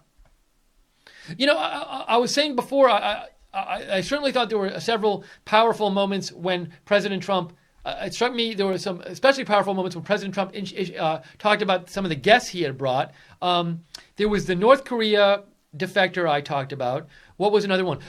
Maybe one of the most emotional moments of the speech I thought was when President Trump talked about the story of the MS-13, the two sets of parents whose daughters were killed by an MS-13 gang. And you know, regardless of what you think of President Trump's policy towards MS-13 or immigration or whatever about that, just hearing the story of those two sets of American parents who lost their daughters just senselessly was really, and seeing the parents there was really a powerful emotional moment, I thought. Thank you, Mikey Humbert, for the donation. He says, God bless Donald the Dragon Slayer and God bless Right Side. Thank you, Mikey. Sterling Archer says, my friend says you look cute. Well, thanks for the donation again. Thanks for another donation. Hey, if it gets us donations, great. Dennis Watchope says, fantastic speech and for fantastic coverage. Thank you for the donation, Dennis. Very nice of you. And your donations help us stay on the air, so we appreciate it. We are taking your comments live. We so want to take your comments that and hear what you thought about the speech and talk about the speech that we're not even showing the Democrat response. I thought we might be showing it, but as it turned out, it's so soon after the speech, we're just going to stick with the post show here and talk about President Trump's speech. By the way, something you might not know, which I thought was truly astounding. You probably don't know this unless you follow me on Twitter, but a few minutes before the speech, Hillary Clinton posted a big apology on her Facebook page explaining why she didn't fire that guy in her campaign, the faith advisor, after he'd been accused of sexually harassing somebody else of a female in her campaign, and also after Hillary Clinton's head of the campaign and her national operations director told her she should fire this guy. So she didn't fire him. That story's been in the news. But just before the State of the Union, look what Hillary Clinton did. She buries this. She posts it just before the State of the Union. And it's this big, long thing on Facebook. Now she had posted on Twitter a few days ago, right after the story came out in the New York Times about her not firing this guy, and she made a couple posts on Twitter. The post didn't really address the criticism of her. We did a whole stream about that. You can find it on our YouTube page if you want. It's called like Hillary Clinton responds to the criticism of her, or the allegations that she didn't fire this person she didn't fire her harasser, an alleged harasser who was who was recommended to be fired by women in her campaign. But anyways, it's just amazing that, so after tweeting about it, and a lot of people, including Democrats, were very critical of her tweets about this, she posts this giant response right before the State of the Union. It's incredible. It seems like just a way of burying it to me and just taking the attention off of this. But I mean, if she really wants someone to read this, why is she posting it 10 or 20 minutes right before the State of the Union address? It's amazing. Look, it says posted 2 hours ago. It's really incredible. It's just unbelievable. Amazing. Just amazing. So you can go read that at her Facebook page if you want. I just wanted to mention that she did that. Anyways, we want to hear more from you guys. Enough about that. Let me know what you thought about the speech. Write to me on Twitter @Lookner. We're reading your comments on the air. Kim C made a donation and said, thank you for the coverage. Thank you so much, Kim. Thank you for the donation. All right, let me get some more messages from you guys. I'll try to get to all of them here if I can. Buzzy Ann writes in, after the speech, all the politicians in the crowd were congratulating President Trump with shouts of home run. Ayami just wrote, oh my gosh, just saw part of the Democratic response.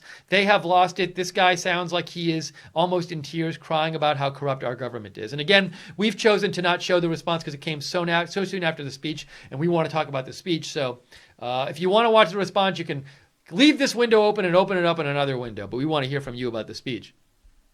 And thank you to Light Switch made a donation. Thank you, Light Switch, and said, great speech.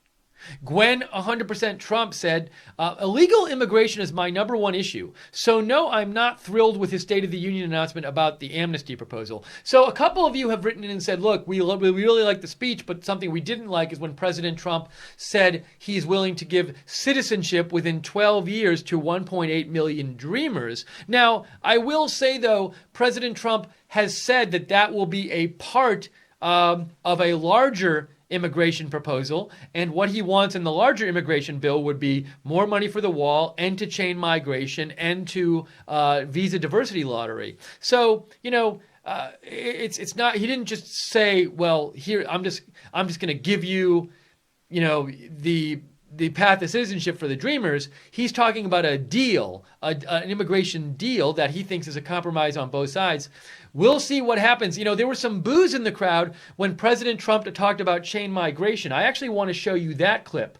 And people seem to be booing when he talked about chain migration and talking about restricting people from bringing in so many different family members to the country, immigrants bringing other immigrant family members into the country legally. So let me see if I can find that, because there was a clip posted about that, and I'll let you watch it.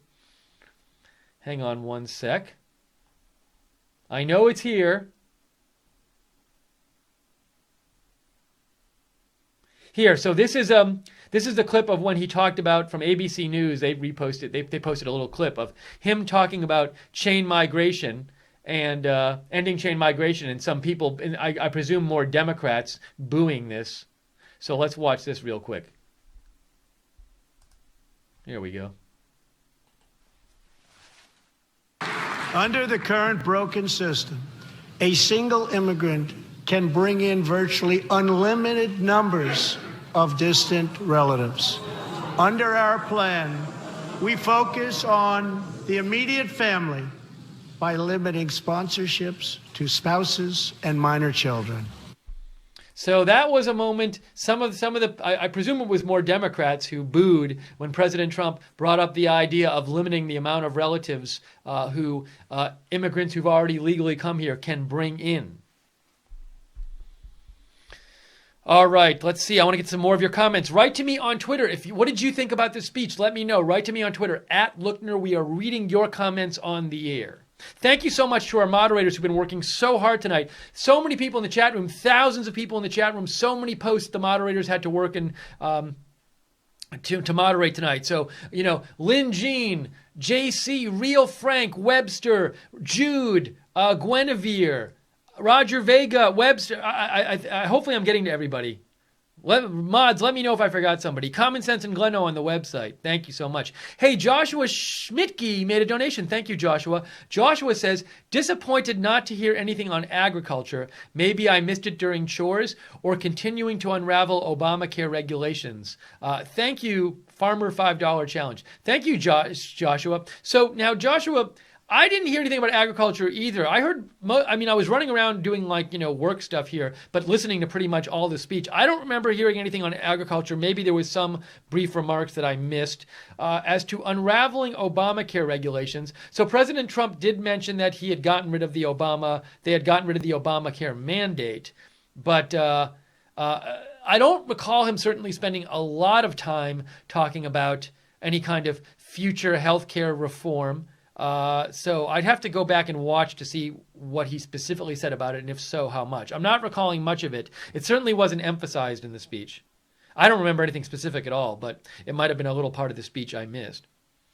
So, but also I would say that's not something that the president, I don't believe, is focusing on now legislatively. So it would make sense that he might spend more time on the things that are going to come up in Congress, such as immigration, such as infrastructure. The president did mention he wants a $1.5 trillion infrastructure bill. Not many details on it, though, provided. So we'll see what happens with that.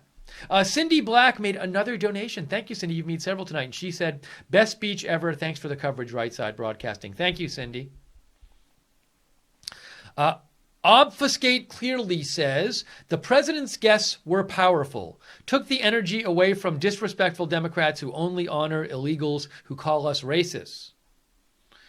America's Survivor says, I shared your live broadcast with my 2 million Trump followers on Facebook. Great job, RSBN. They really enjoyed it. Thank you, America's Survivor. America's Savior.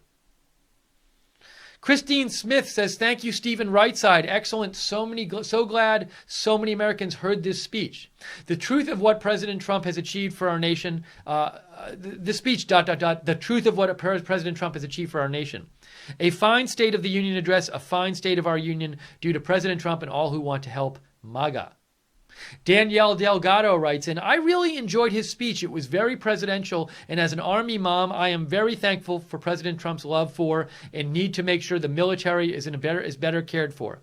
As an American, I am very moved on his great patriotism for this great country I love.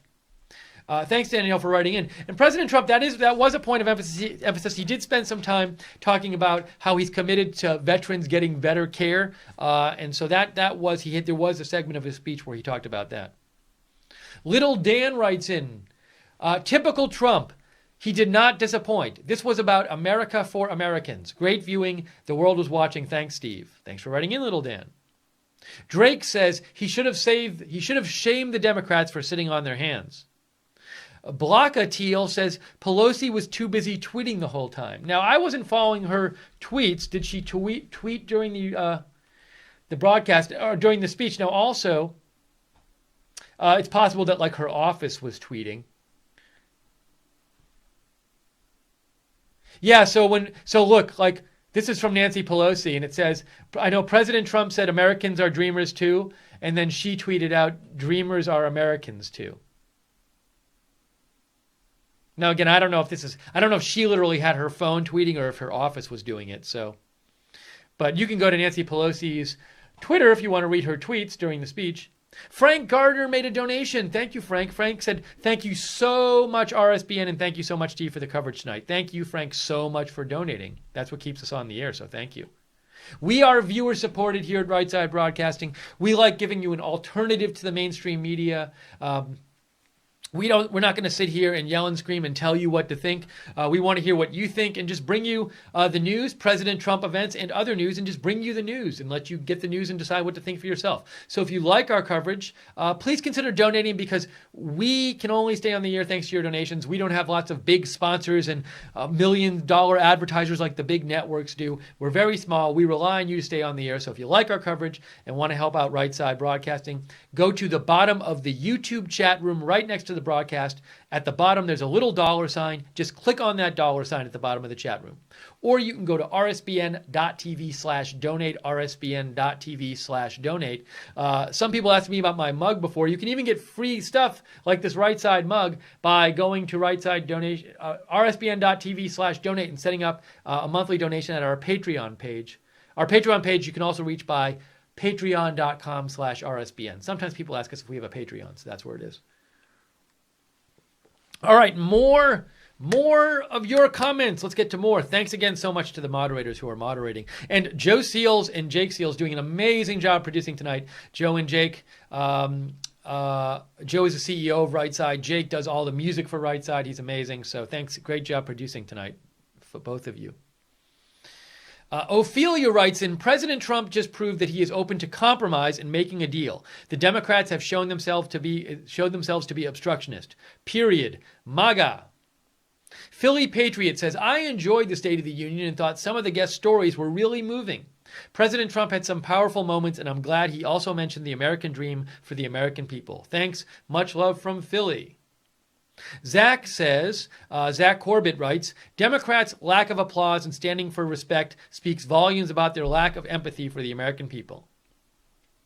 Dr. Dre NYC writes, fantastic speech. He's going to swamp them in 2018 and 2020. Great presentation, Steve. Thank you, Dr. Dre. Trump of God writes, did anyone notice how miserable the Democrats looked? They even struggled to stand or clap. George Rosakis says, Dreamer strategy designed not to give Democrats voters for 12 years. You're saying not to have them become citizens for 12 years, and that will not allow them to vote for 12 years. I see what you're saying. Thanks for writing, George. Tara Ashley made a donation and said, keep being awesome. Thank you so much, Tara. We really appreciate that. It's very nice of you. Reagan Better says, it's bias you're not covering Democrats' response. Reagan Better, it's not bias because I explained to you why we're not covering it.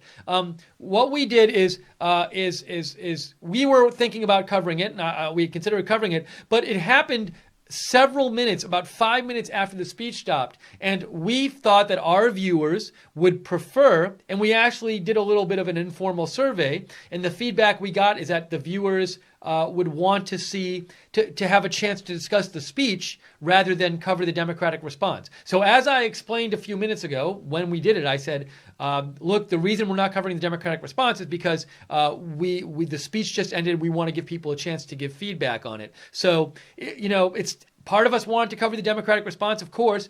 Part of us want to do a post show, and so we chose to do that. As I mentioned, I said to people, you can open up both windows if you want, one with the Democratic response, one with our post show. So I wish the Democrats had done their response a little later, selfishly, so we could have shown it without it interfering with the post show. But what can you do? But it was not out of not wanting to hear it. It was not out of bias. And any Democrat who wants to talk about the response or wants to respond to President Trump's tweets, President Trump's speech, they are welcome to write in and submit comments that I can read on the air here at Right Side Broadcasting at Lookner on Twitter. Let's see here. I want to get some more comments from you guys. I'm catching up on your comments. Disposable Beast says, Trump destroyed the monopoly on empathy that the Democrats had. Thank you, Timberlab, for the donation. Timberlab said, great, terrific coverage, Steve, RSBN and Mod Squad. Thank you. Let's see here. Somebody else wrote to me and said, Mike Johnston says, President Trump tweeted something to the effect that he is proving a point in his offer to the Democrats for the Dreamers that they do not want the Dreamers to have a path to citizenship. He didn't tweet that tonight, did he? Let me see. No, that's not what I wanted. Yeah, his last tweet was from before the State of the Union. So I don't know. I'm not sure he's tweeting he's offering citizenship to prove a point. I mean, I would like to take him at his word and think this is a genuine offer. I mean, he did speak about, he has spoke. I think he mentioned this in the speech about making compromise, and he has spoke about making compromise. So I think he feels the compromise he's making would be to offer the citizenship in exchange for no more visa lottery, diversity visa lottery, no more chain migration or strictly reduced chain migration, and more money for the wall. Ronald Rump made a donation. Thank you, Ronald Rump. Much appreciated. George Rozakis says, yes, he pivoted to being presidential. Presidential speech, given Democrats nothing to complain about. Miss Rebecca Robbins says, Dear America, can we please have Donald Trump love Australia? Daisy Bell said, would love to hear your thoughts. Well, as I said before, one of my big takeaways from the speech was just that I thought he looked, whatever you think about his policies, I thought he looked very presidential.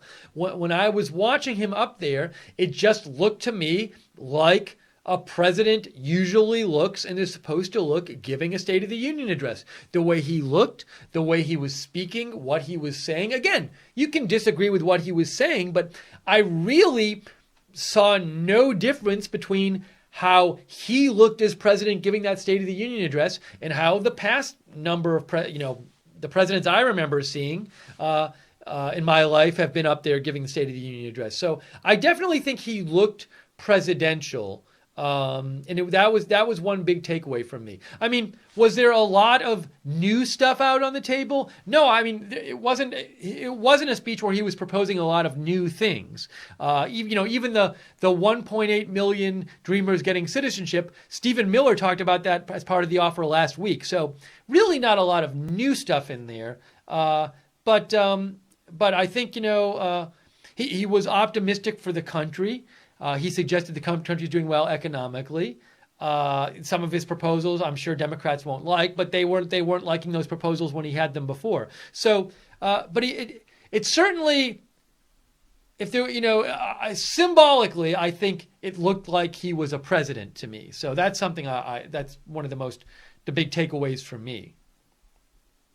And also, I will say this: I do not recall one remark he said where people are going to look at that remark and say like, oh, see, he couldn't help himself. He had to take a cheap shot. There were no cheap shots. There were no side nasty remarks to somebody where the media would seize on it and say like, see, he's a nasty person. He can't control himself. I don't recall any of that in the speech at all.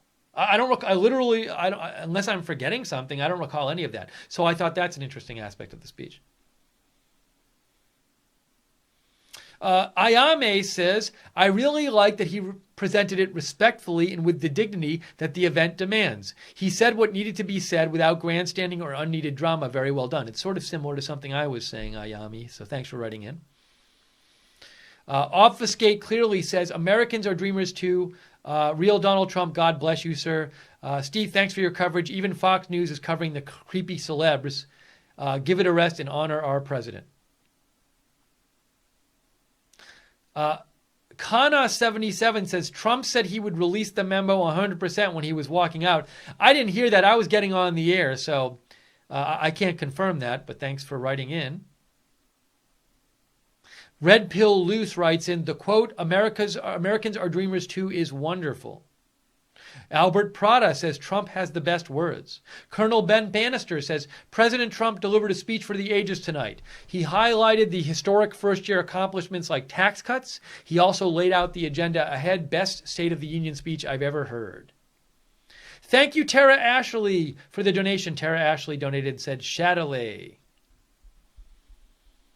Cutter Wayne Leaf says, so many tear-jerking moments. I don't remember ever getting teary-eyed during a President Obama speech.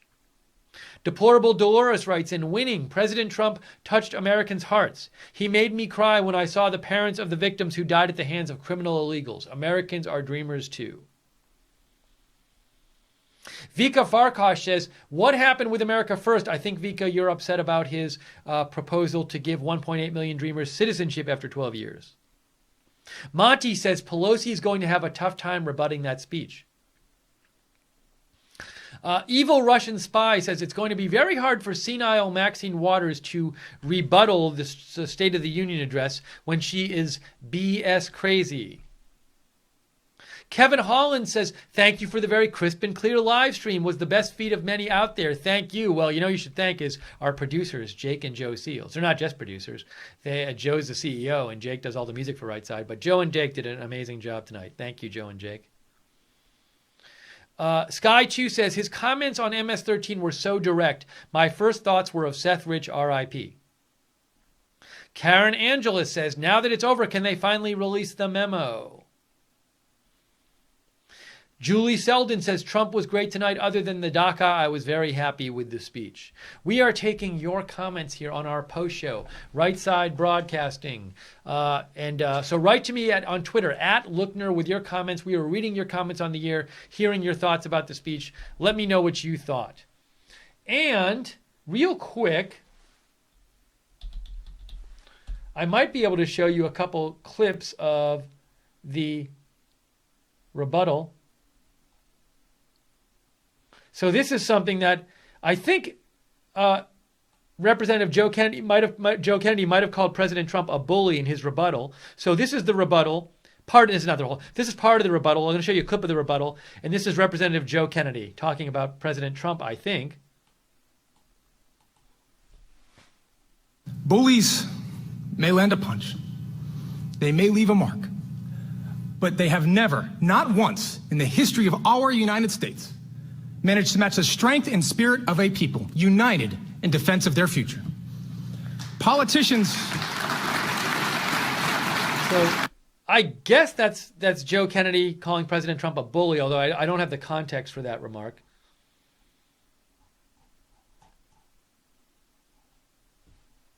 Hang on one sec here.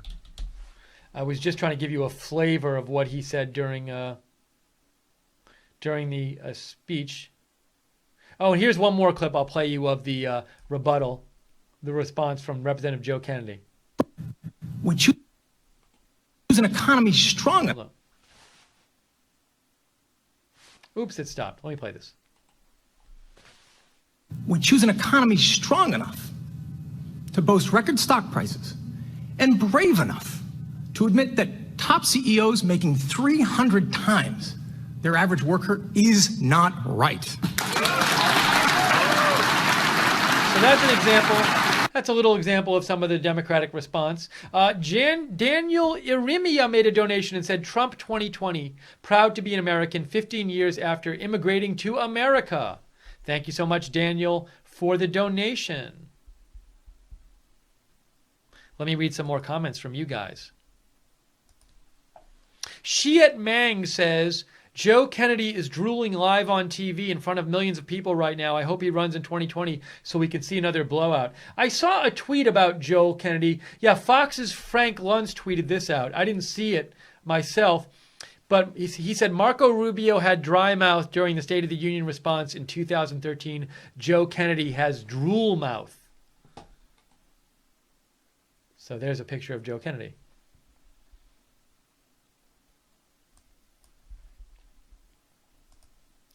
Mary Eby writes in, subject, State of the Union streaming, props. She says, hey, you guys, excellent job tonight in production and hosting, epic.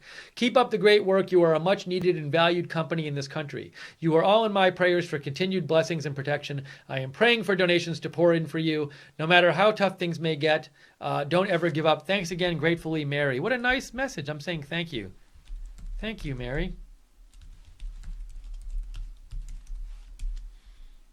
So, as Mary says, we do rely on donations to stay on the air. We are viewer supported. So if you have enjoyed the stream tonight, we really hope you consider donating. You can donate very easy. If you're watching on YouTube, go to the YouTube chat room right next to the broadcast. Go to the bottom of the chat room. There's a little dollar sign there. Just click on that little dollar sign. Or go to rsbn.tv/donate, rsbn.tv/donate. Samantha Reed wrote in, I cannot believe that the Democrats remained seated while President Trump spoke of the prosperity returning to the USA. This shows they want government dependence, not opportunity. I wonder if I have a clip of that here.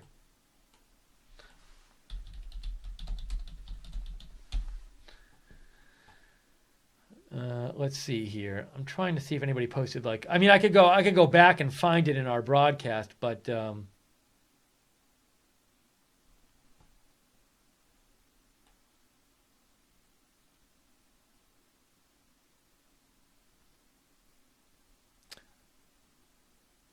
I can't find one handy here. I'd rather not have you watch me for 5 minutes go through it all. But a lot of you are upset about the Democrats sitting when President Trump was talking about the good economy. All right, let me keep going here.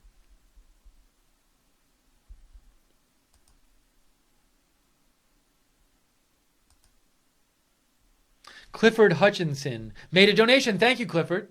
Appreciate it. If any of you find, maybe somebody finds a tweet posted by like NBC News or something of like the Democrats sitting during President Trump talking about the economy, let me know. Let me try one more thing here.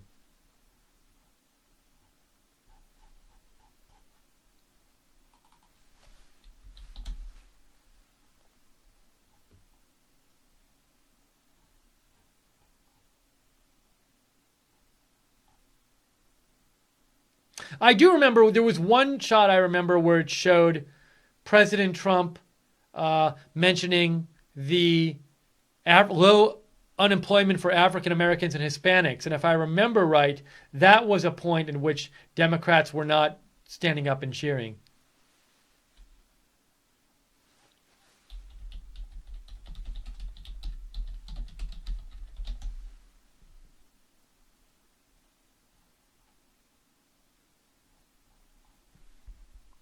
All right, let me get to some more of your messages here.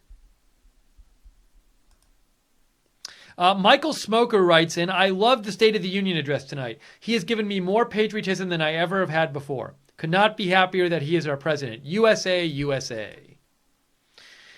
Jim writes in, love that he said that countries that do not support us in Israel are our enemies and do not get our aid.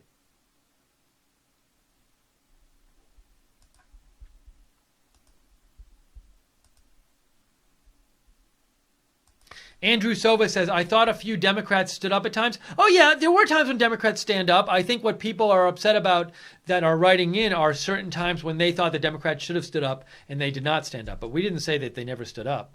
I mean, look, I mentioned there was that part when the North Korean defector got up and held up his crutches and the whole room stood up. Hey, Joe Gardner made a donation. Thank you, Joe.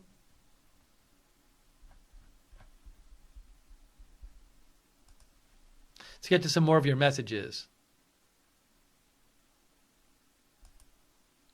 Ham Fried says, good speech, but I bet 5 Danish kroner that the news will say it's racist and somehow written by Russia. Thank you for showing the real news. Thank you, Ham Fried. D.S. Nelson writes, great speech. I am so happy he is still in office and still alive. If it had gone the Dems' way, he would not have made this speech. Love how he shared real Americans, a sense of Trump working to give the country back to the people. Matt says his DACA comments have me incredibly worried. If that passes, goodbye Republicans winning and Trump winning a second term.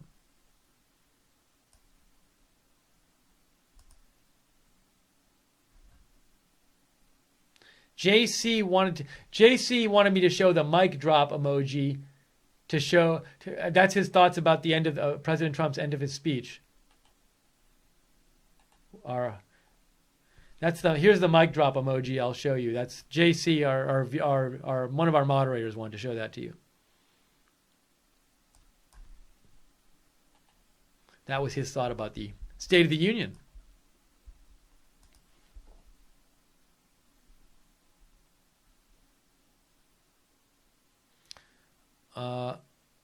P. Tudsbury says, Steve, have you tried to retweet any of the tweets with text from the speech? Twitter tells me to try again later. I haven't tried, but my Twitter was working okay. I didn't notice any issues with it.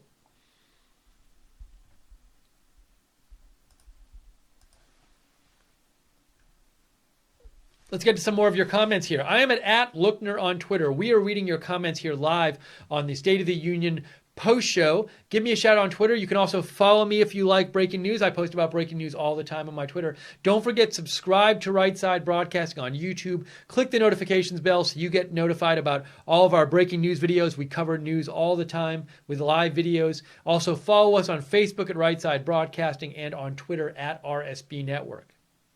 Donna Mertz writes, I wonder if anyone counted how many times President Trump said the people or the American people. He showed that his heart is for the people.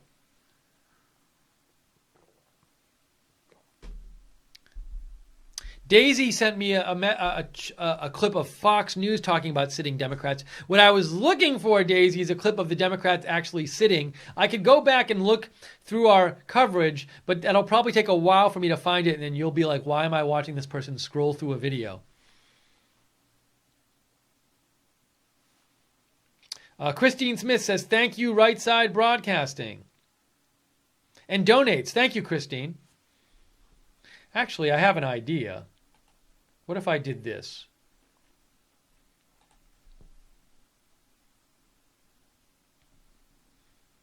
I'm going to take 2 seconds, and I think I might be able to find where he talked about the economy pretty quickly. Let's see here. Because it was kind of towards the beginning.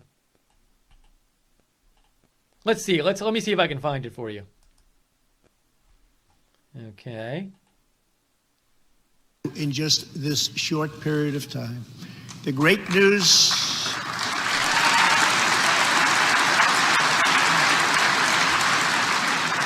The great news for Americans: 401k, retirement pension, and college savings accounts have gone through the roof. And just as I promised the American people from this podium 11 months ago, we enacted the biggest tax cuts and reforms in American history.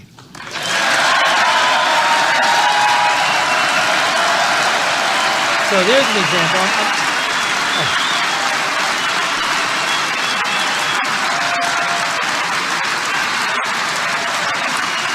One more thing here. Florida.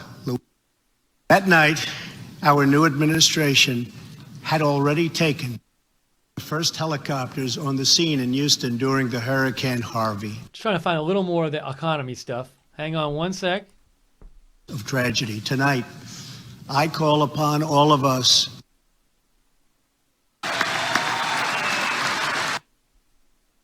of their business income.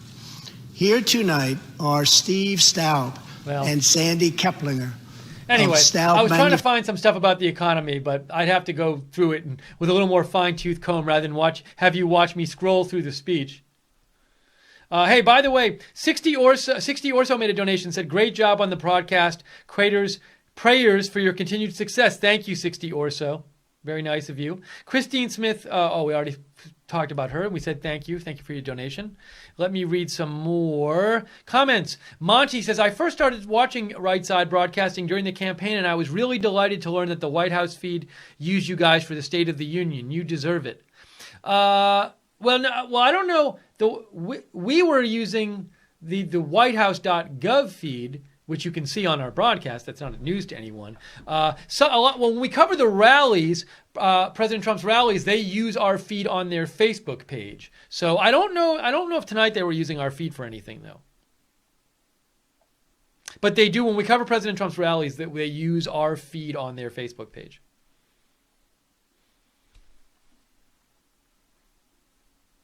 Laura Murphy says, path for citizenship, it will be more like 11 million who will devastate and undercut wages for American citizens. Hank Hill says, the speech was great. If I'm a little dreamer kid, I'm asking my parents, why aren't the Democrats clapping when President Trump says he wants to help us? Rick Munich says, Hillary Clinton probably posted that apology tonight. I'm saying apology, thinking it would take her supporters an hour and a half to read all that, so they would miss the president speaking and just hear the Democratic Party official response. Referring to the fact that Hillary Clinton posted this very long apology on her Facebook page about 10 or 20 minutes before the State of the Union address, saying that she should have fired the guy in her campaign who was accused of sexually harassing a female campaign worker, who she didn't fire and got some, even though her her female chief head of her campaign told Hillary Clinton to fire her. This was all in 2008. And she posted a big, after tweeting about it, right after the story came out about it a few days ago, a tweeted response that a lot of people, including Democrats, were unhappy with. She posted this giant post on Facebook, but she posted it like 15 minutes before the State of the Union address. It was just very odd.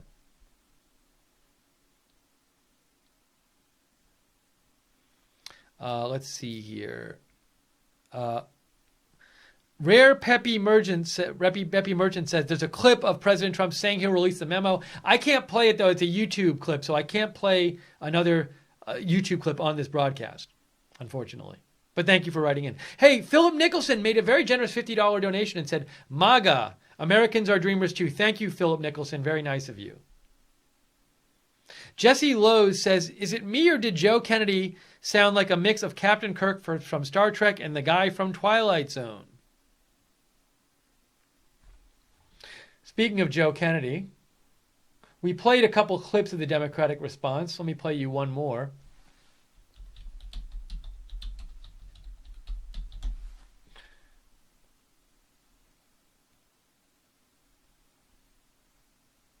Here is a part of the response from Joe Kennedy.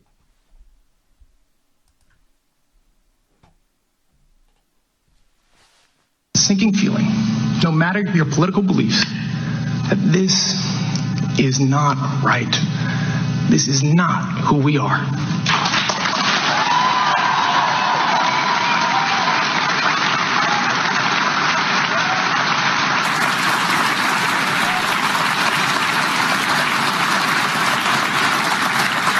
Folks, it would be easy to dismiss this past year as chaos, partisanship as politics. But it's far, far bigger than that. This administration isn't just targeting the laws that protect us. They're targeting the very idea that we are all worthy of protection. For them, dignity isn't something you're born with, but something you measure by your net worth.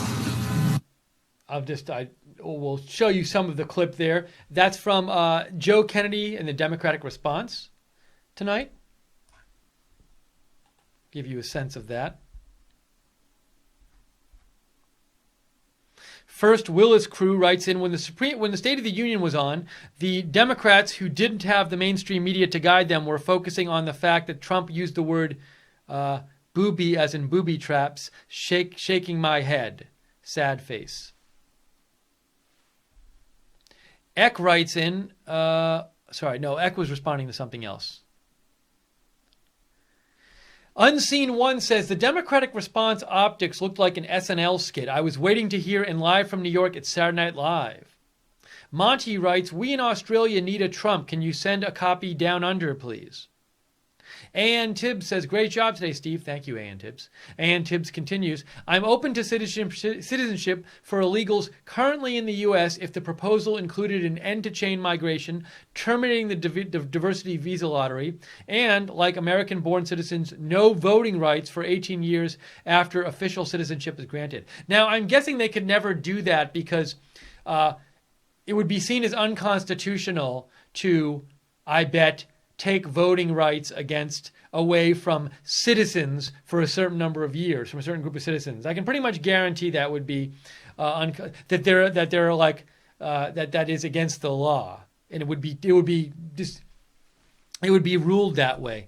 I don't know if it's like equal protection under the laws clause. I'm sure there's voting legislation too, so that would not be an option, I believe. It's an interesting idea in terms of getting a bill passed, but they would never. If you're saying, could they do this to get the bill passed? But it couldn't happen. Adriana Stuget says they are practicing apartheid. Keep them. That's something from a different. It's a response to somebody else's message. So, Kenneth Futh says, best line: "We the people made America. Take that, Zero."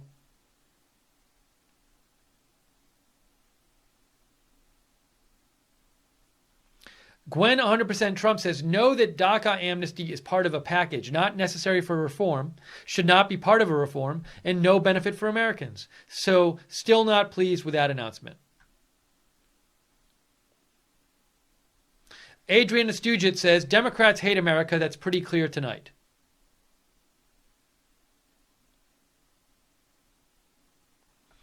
Joyce Clark said he mentioned vocational schools for the first time I heard. Direct threat to university system.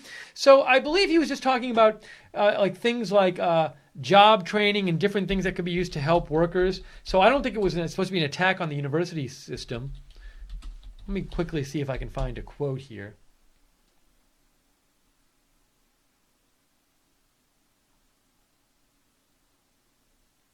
So he did speak about vocational schools in a State of the Union address, but I didn't hear anything about like attacking the current university system.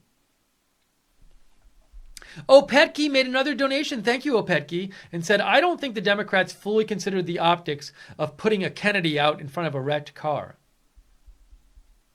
You know, something I thought was interesting about Joe Kennedy in terms of the politics of having him give the response is I had read that he's like incredibly wealthy.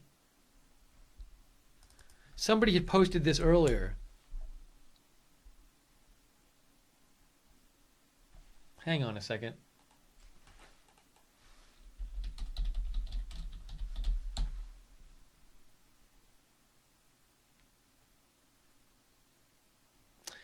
I had this tweet before about him, about some facts about Joe Kennedy, and it said that he has like a lot of money. And I was sort of surprised that they picked someone with that much money to give their response. Now, I'm guessing they had their reasons to give the response. It just, that was something where I could see that would be an easy thing for, say, Republicans to criticize. Carl Kawano says, hey, made a donation. Thank you, Carl. And Carl says, hey, Steve, I think I saw more than 13,000 viewers watching your feed on YouTube. That is so awesome and so glad you guys are growing. You deserve it. I just had the Democratic response on. Please excuse me. I'll be right back. I need to go vomit. Thank you, Carl.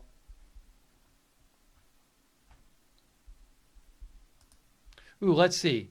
Joe Kennedy's net worth is estimated to be between 18 million and 43 million, mostly from trusts. So that's how wealthy he is. And it just, given that the Democrats, I think part of their attack on Donald Trump is, well, he's wealthy and he says the economy is doing well, but it's not doing well for the poor, for the people who are more poor. I don't know. It just seemed like an interesting, that might have been a point at which they could be criticized on having him give the response, but who knows? Just a thought I had.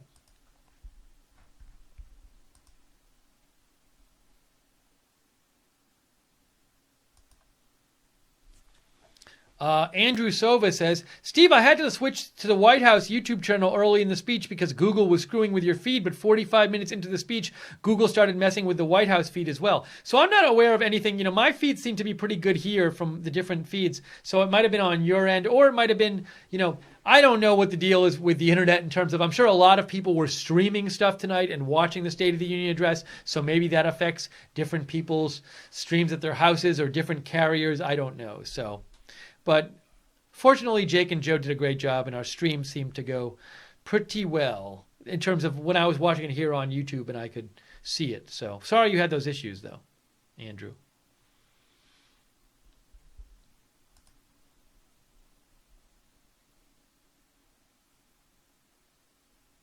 Kana77, I cannot show you the C-SPAN video. I am not allowed to do that. But thanks for writing in. Harold Murphy says the border patrols are now going to be flooded with illegals who are not afraid of Trump, who will get amnesty and get path to citizenship. Now, I believe, though, Harold, that any kind of amnesty President Trump will offer in terms of the citizenship was for dreamers who've already come here. And the 1.8 million number, I think that is just people who came here as young people before 2007.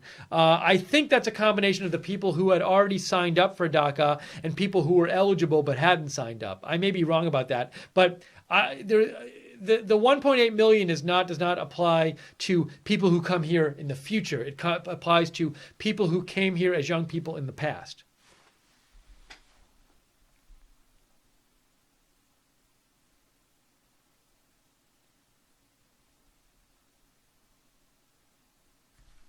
Let me look up something here.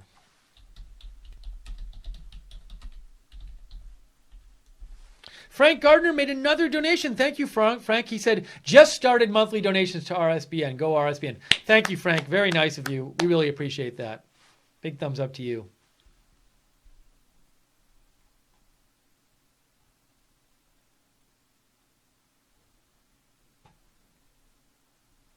Okay, here you go. About release the memo. Katie Watson posted this. As Trump was about to exit the chamber, Representative Jeff Duncan from South Carolina told Trump to release the memo. And Trump said, oh yeah, don't worry, 100%. I'm going to retweet that. So there you go. President Trump apparently did say he was going to release the memo. We'll see what happens.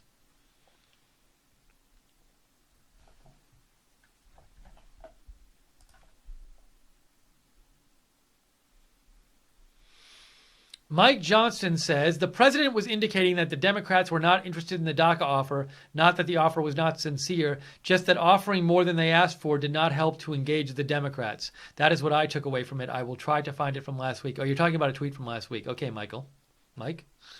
Let's see. Release the memo writes, ironically, Joe Kennedy is named after Joseph Kennedy, notoriously known for falsifying votes with the help of very dead constituents. I don't know anything about that. I'm not familiar with it. Thanks for writing.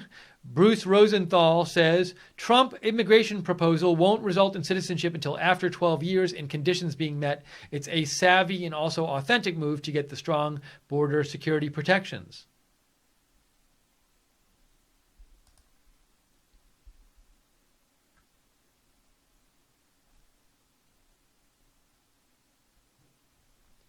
So Daisy Bell said she found a clip where the Democrats were sitting when President Trump was talking about the record Black and Hispanic unemployment. The thing is, I don't know where that person got that clip, so I don't want to show that because I don't know where that clip is coming from. We can get in trouble here with the clips. But I saw that myself. I remember seeing it where President Trump talked about the unemployment, the record unemployment numbers, low numbers for the African Americans and Hispanics, and Republicans stood and Democrats did not stand. And I know some of you are upset about the Democrats not standing for the good economic news. Hey, DM made a donation and said, our president is the best. Democrats are just disgusting and evil. Thank God for RSBN. Love you all. Thank you for the donation, DM.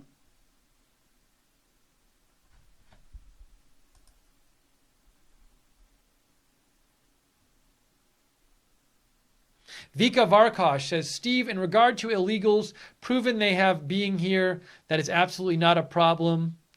Steve, in regards to illegals proving they have been here, that is absolutely not a problem. If in doubt, ask the millions who lied to get amnesty under Reagan. I'm a little confused by your message there, Vika. I think there might be a typo there or something.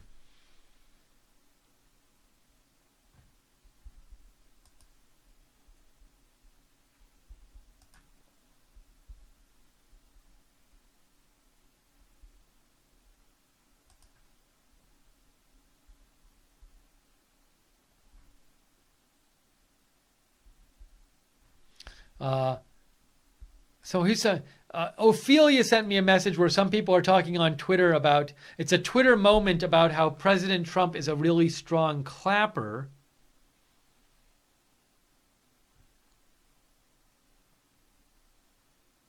I guess because he was clapping into the microphone so people could hear him clapping, and some people were complaining about it on Twitter. Oops, let me do this. If you want to see those tweets, you can go here. I'll show you where to go, if I can find it.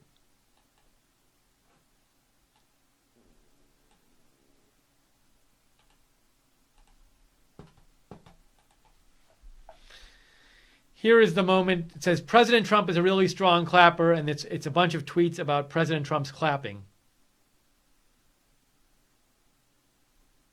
Some people don't like that he applauded himself. Some people said the clapping was too loud. Anyways. I'm kind of not surprised that Twitter posted a Twitter moment making fun of President Trump.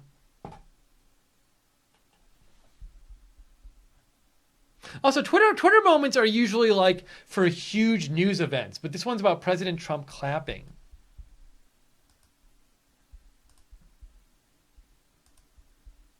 All right, we're going to be on the air a few minutes longer. If you have comments on the State of the Union speech, get them in now. I am at Lookner on Twitter. Get them to me now because we're going to have the last few minutes of our post show coming up. Thanks again to our moderators who've been working so hard in the chat room tonight. We got JC and Lynn Gina right now. Barbara Braley was there before. Webster. Who else? Jan was there. Real Frank was there. Jude was there. Common Sense and Gleno on the website.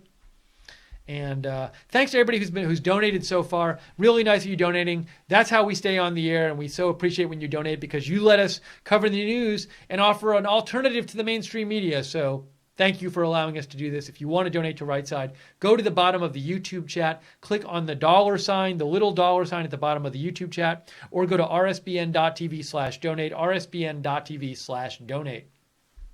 And you can sign up for a monthly donation there and get free stuff in exchange like this Right Side mug at rsbn.tv/donate. JS writes in, I agreed with President Trump on the immigration proposal and testing those that are here, making them earn their citizenship over a span of time, 12 years, and loving the border security boost idea.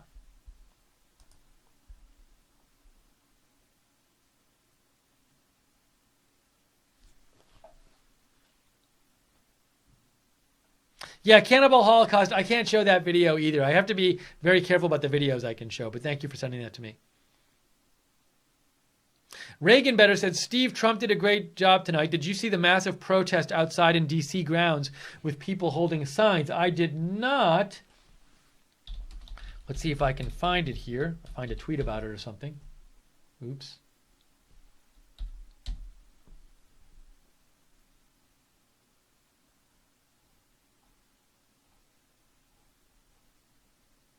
I'm looking. I don't find any photos right away of it.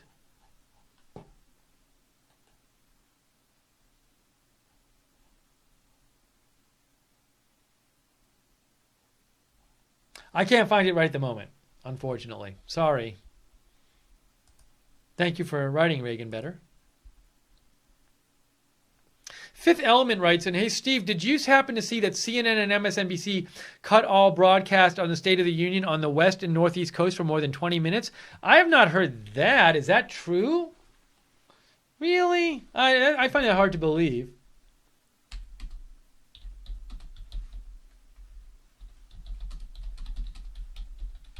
Did they maybe have like did the cable system go out or something? Well, I haven't heard about it. If anybody has any news about that, let me know, like any reports about it. Hey, Love My Wet Pets made a donation, said, thank you, Right Side, have been watching since the rallies. Thank you so much, Love My Wet Pets.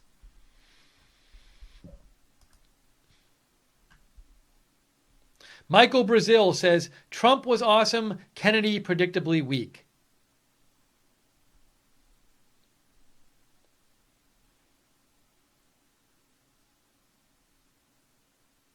C-Spang says, the Democrats are the party of darkness and despair. The urban plantation is kept to harvest their votes.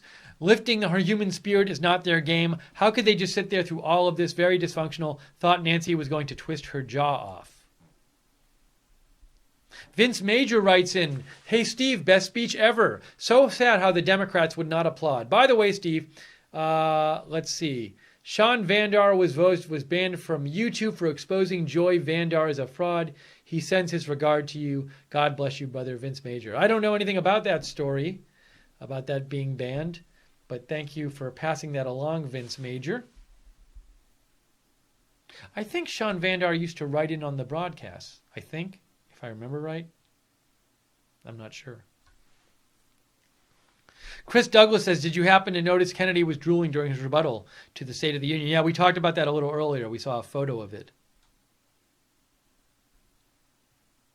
JC writes in, small hands, yet claps louder than the Democrats? Ha ha ha, go Trump.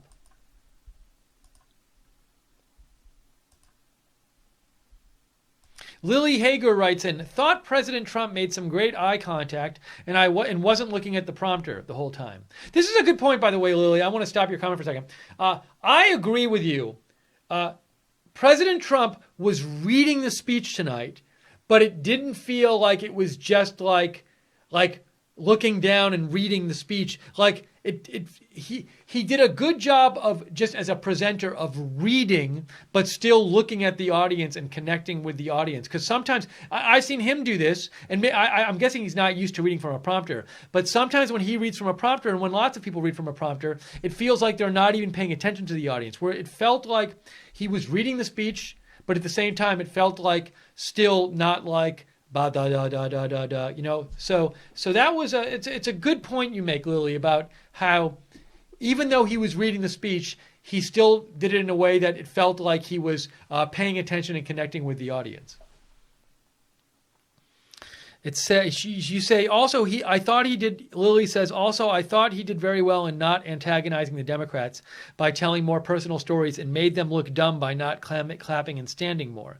At one point, saw one woman think she was a Dem. She was standing and clapping and is looking at all the others sitting and is looking at them and motioning like, "Why aren't you standing?" And one last thing, liked the minor jab about standing during the anthem. Yeah, he did mention that. He said we love standing during the anthem. But again, as I said before, very interesting. No moments where he got off script and gave like a snide remark or something that the media or the left could seize on and say like, "Oh, look at him, he's just a jerk." There were really none of those moments at all in the speech. Not Sulgi says, "Thank you for all your. Please notice me, Senpai. Thank you for all your hard work, and to everyone else at Right Side." Thank you, Not Sulgi.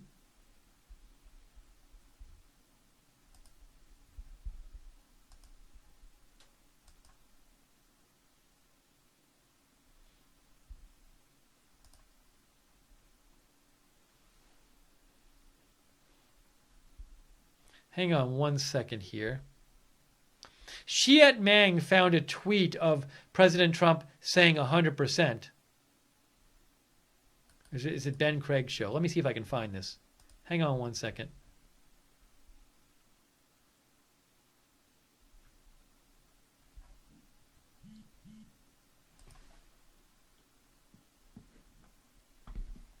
Thank you, Jake. I got your message.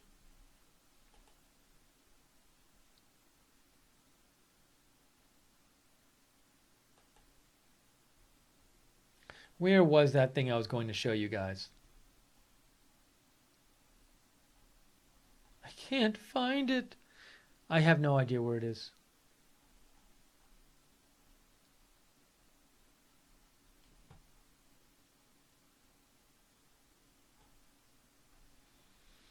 Sorry, Shiat Mang, you sent me this message and now I can't. Oh, it's in my email. That's where it is. That's where it is.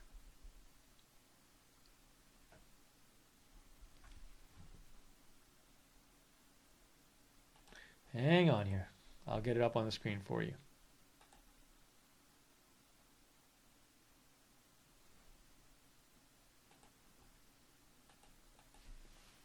Okay. This is a post by somebody named Datrev Maista, and it says, Brian Craig Show heard and recorded this line, released the memo, real Donald Trump 100%. Let's see. Let's release the number. Oh, yeah. Oh, don't worry. 100%. There you go. There you go. So you got to see it.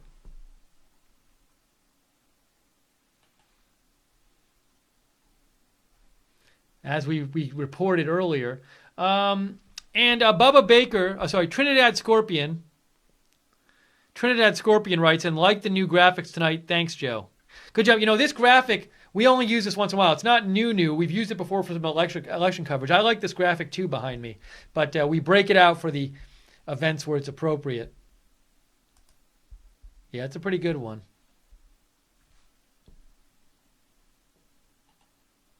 We're gonna read a last few comments here from you guys.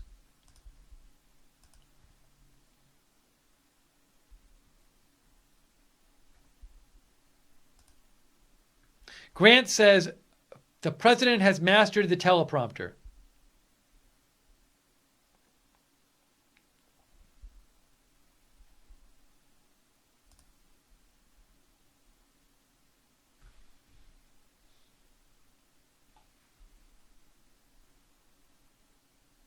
Ayame says, LOL, drooling Joe Kennedy was foaming at the mouth. He was rabid because he couldn't find anything faulty enough with what the president said to be able to rebut as vehemently as he wanted to. John Wood says, can RSBN post short response videos to your live streams with the take-home facts listed for those of us who mostly use YouTube for news but can't watch everything? The idea of posting shorter video, like short summary videos or clip videos, it's a great idea. It's just something we don't have the resources to do. We have a very, very small staff. It's as much as we can to just get everything on the air as it is. And we honestly just do not have the resources to be able to go through the videos and make clips out of them and edit stuff. And we'd love to do that. We would love to. It's a great idea. It's just maybe as we get bigger, we'll be able to do that. But right now, it's all we can do to just get the programs on the air that we get on the air. So unfortunately, it's just, we're too small right now. Hopefully one day we'll be bigger and be able to do it.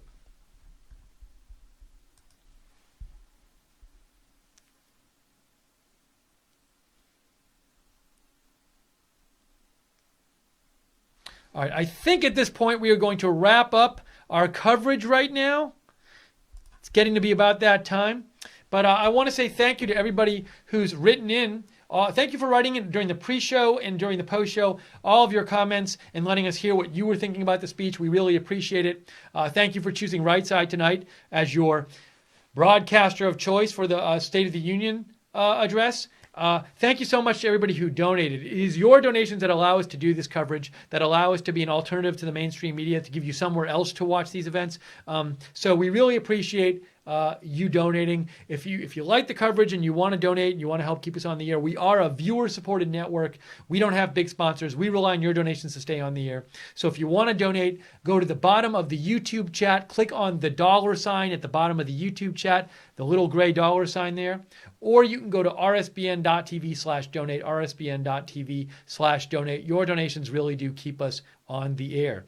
Thank you so much to our moderators who worked so hard tonight, especially during the speech when there's 13,000 people watching. The chat is going by so fast, and moderators working so hard to keep the chat room a safe place to talk. JC, Barbara Braley, Jude, Guinevere, Jan, Lynn Jean, Webster, Real Frank, Roger Vega might have been there. I'm not sure. I can't remember now. Anyways, I'll say thanks to Roger Vega for being a moderator anyway. And on Common Sense and Gleno on our website, thank you.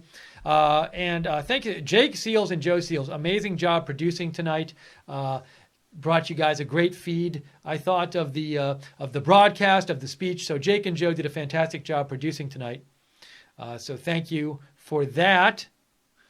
And now we're getting a little issue here with things. Why are things blinking? Jake, what's going on? Why is stream going on and off? We're trying to say goodbye. Why is this happening?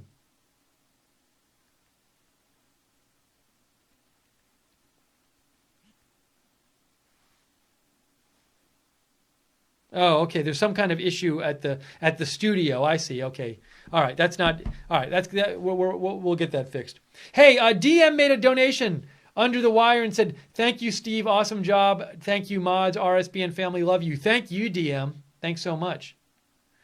Michael Brazil says, "Thanks, Steve, for the mention. You're my favorite independent media reporter. RSBN and you are such a professional, thoughtful, insightful, media informative news source. You're my first go-to for breaking news." Thank you, Michael Brazil.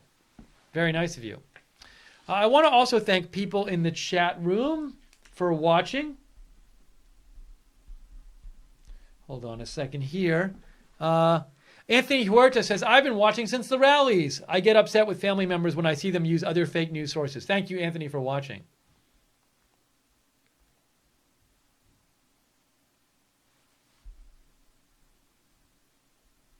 John Wood says, "Well, consider my Patreon payments doubled. Rock on." Thank you, John Wood. Hey, so thank you, everybody. Thank you. People are saying thank you in the chat room. I want to give a shout out to some of our people in the chat room who've been chatting it up there, participating in the broadcast. CG, thank you.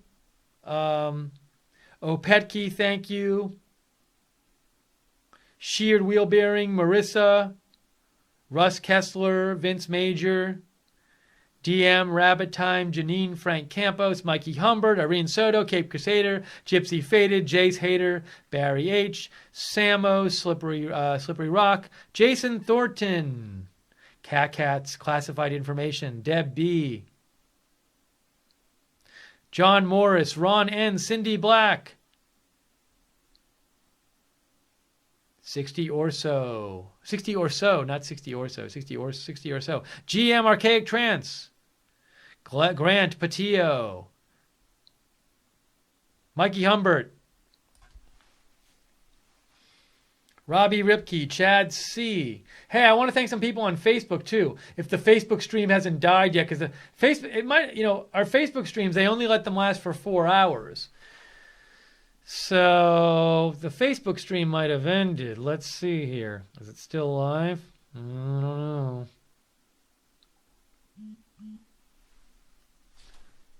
Facebook stream is over. Okay. Well, thanks to everybody watching on Facebook anyway. That's nice. We appreciate you watching. P-Cell, thank you. Samo, thank you. Tommy Taylor, thank you. Nico, thank you. Vital Rights, thank you. Equalizer, thank you. Rocky Sanchez, thank you. Billy Harris, thank you. Thank you all for watching. So next year there'll be another one. A year from now, we'll be here covering the second State of the Union speech that President Trump makes. But that was the first one. Frank Campos, thanks. Chad C. Feel free to like and share our videos too. If you like our videos, we love when you share them on Facebook and like them on YouTube. That tells YouTube and Facebook to let other people see them. And we can't even afford to advertise. We're so small. So that's a big help if you like our videos when you like them and share them. Thank you, Russ Kessler, Mike Johnston, Gypsy Faded. Thank you. Eric, I mentioned the memo.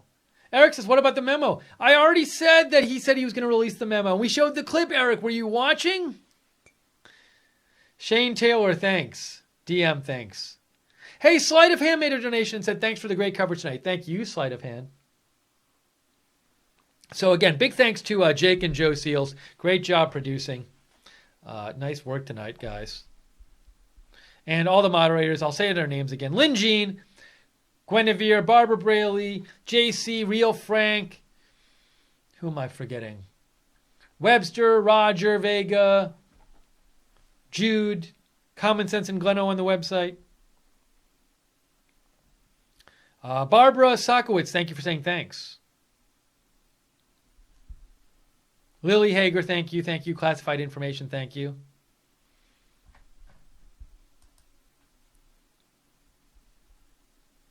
And if you want to, you can follow me on Twitter at @Lookner. I am on Twitter there. I post about breaking news all the time. I'm at @Lookner. Jacob Seals is at @JacobRSBN Music. Joe Seals, Right Side CEO, is at Joe Seals, SEALES. Jude Seals, the head moderator, is at RSBN Moderator. Subscribe to us on YouTube so you know when we're coming on the air with our breaking news videos. Click the notifications bell when you subscribe. Follow us on Facebook, Right Side Broadcasting. Follow us on Twitter at RSB Network. YouTube 13, thanks. Kenneth Vaughn, thanks. Say hello to my little friend, thanks. And Wendy W, thank you. Eric says, no, sorry, Steve, thank you. We love you. Thank you, Eric. No problem. All right, we're going to wrap this up. Thank you so much, guys, for watching. Thank you for joining our Right Side Broadcasting tonight. We really appreciate you being here with us and experiencing this President Trump's first State of the Union with us. So we will have more breaking news this week, more news coverage, and probably stuff going on tomorrow. So keep an eye out for Right Side Broadcasting. But for tonight, thanks again for joining us. I am Steve Lookner. For Jake Seals, for Joe Seals, for everyone here at Right Side Broadcasting, we really appreciate you joining us tonight for this broadcast and choosing Right Side Broadcasting. And we hope you join us soon for our next news broadcast. For now, have a great night, everybody. We will see you soon here at Right Side Broadcasting.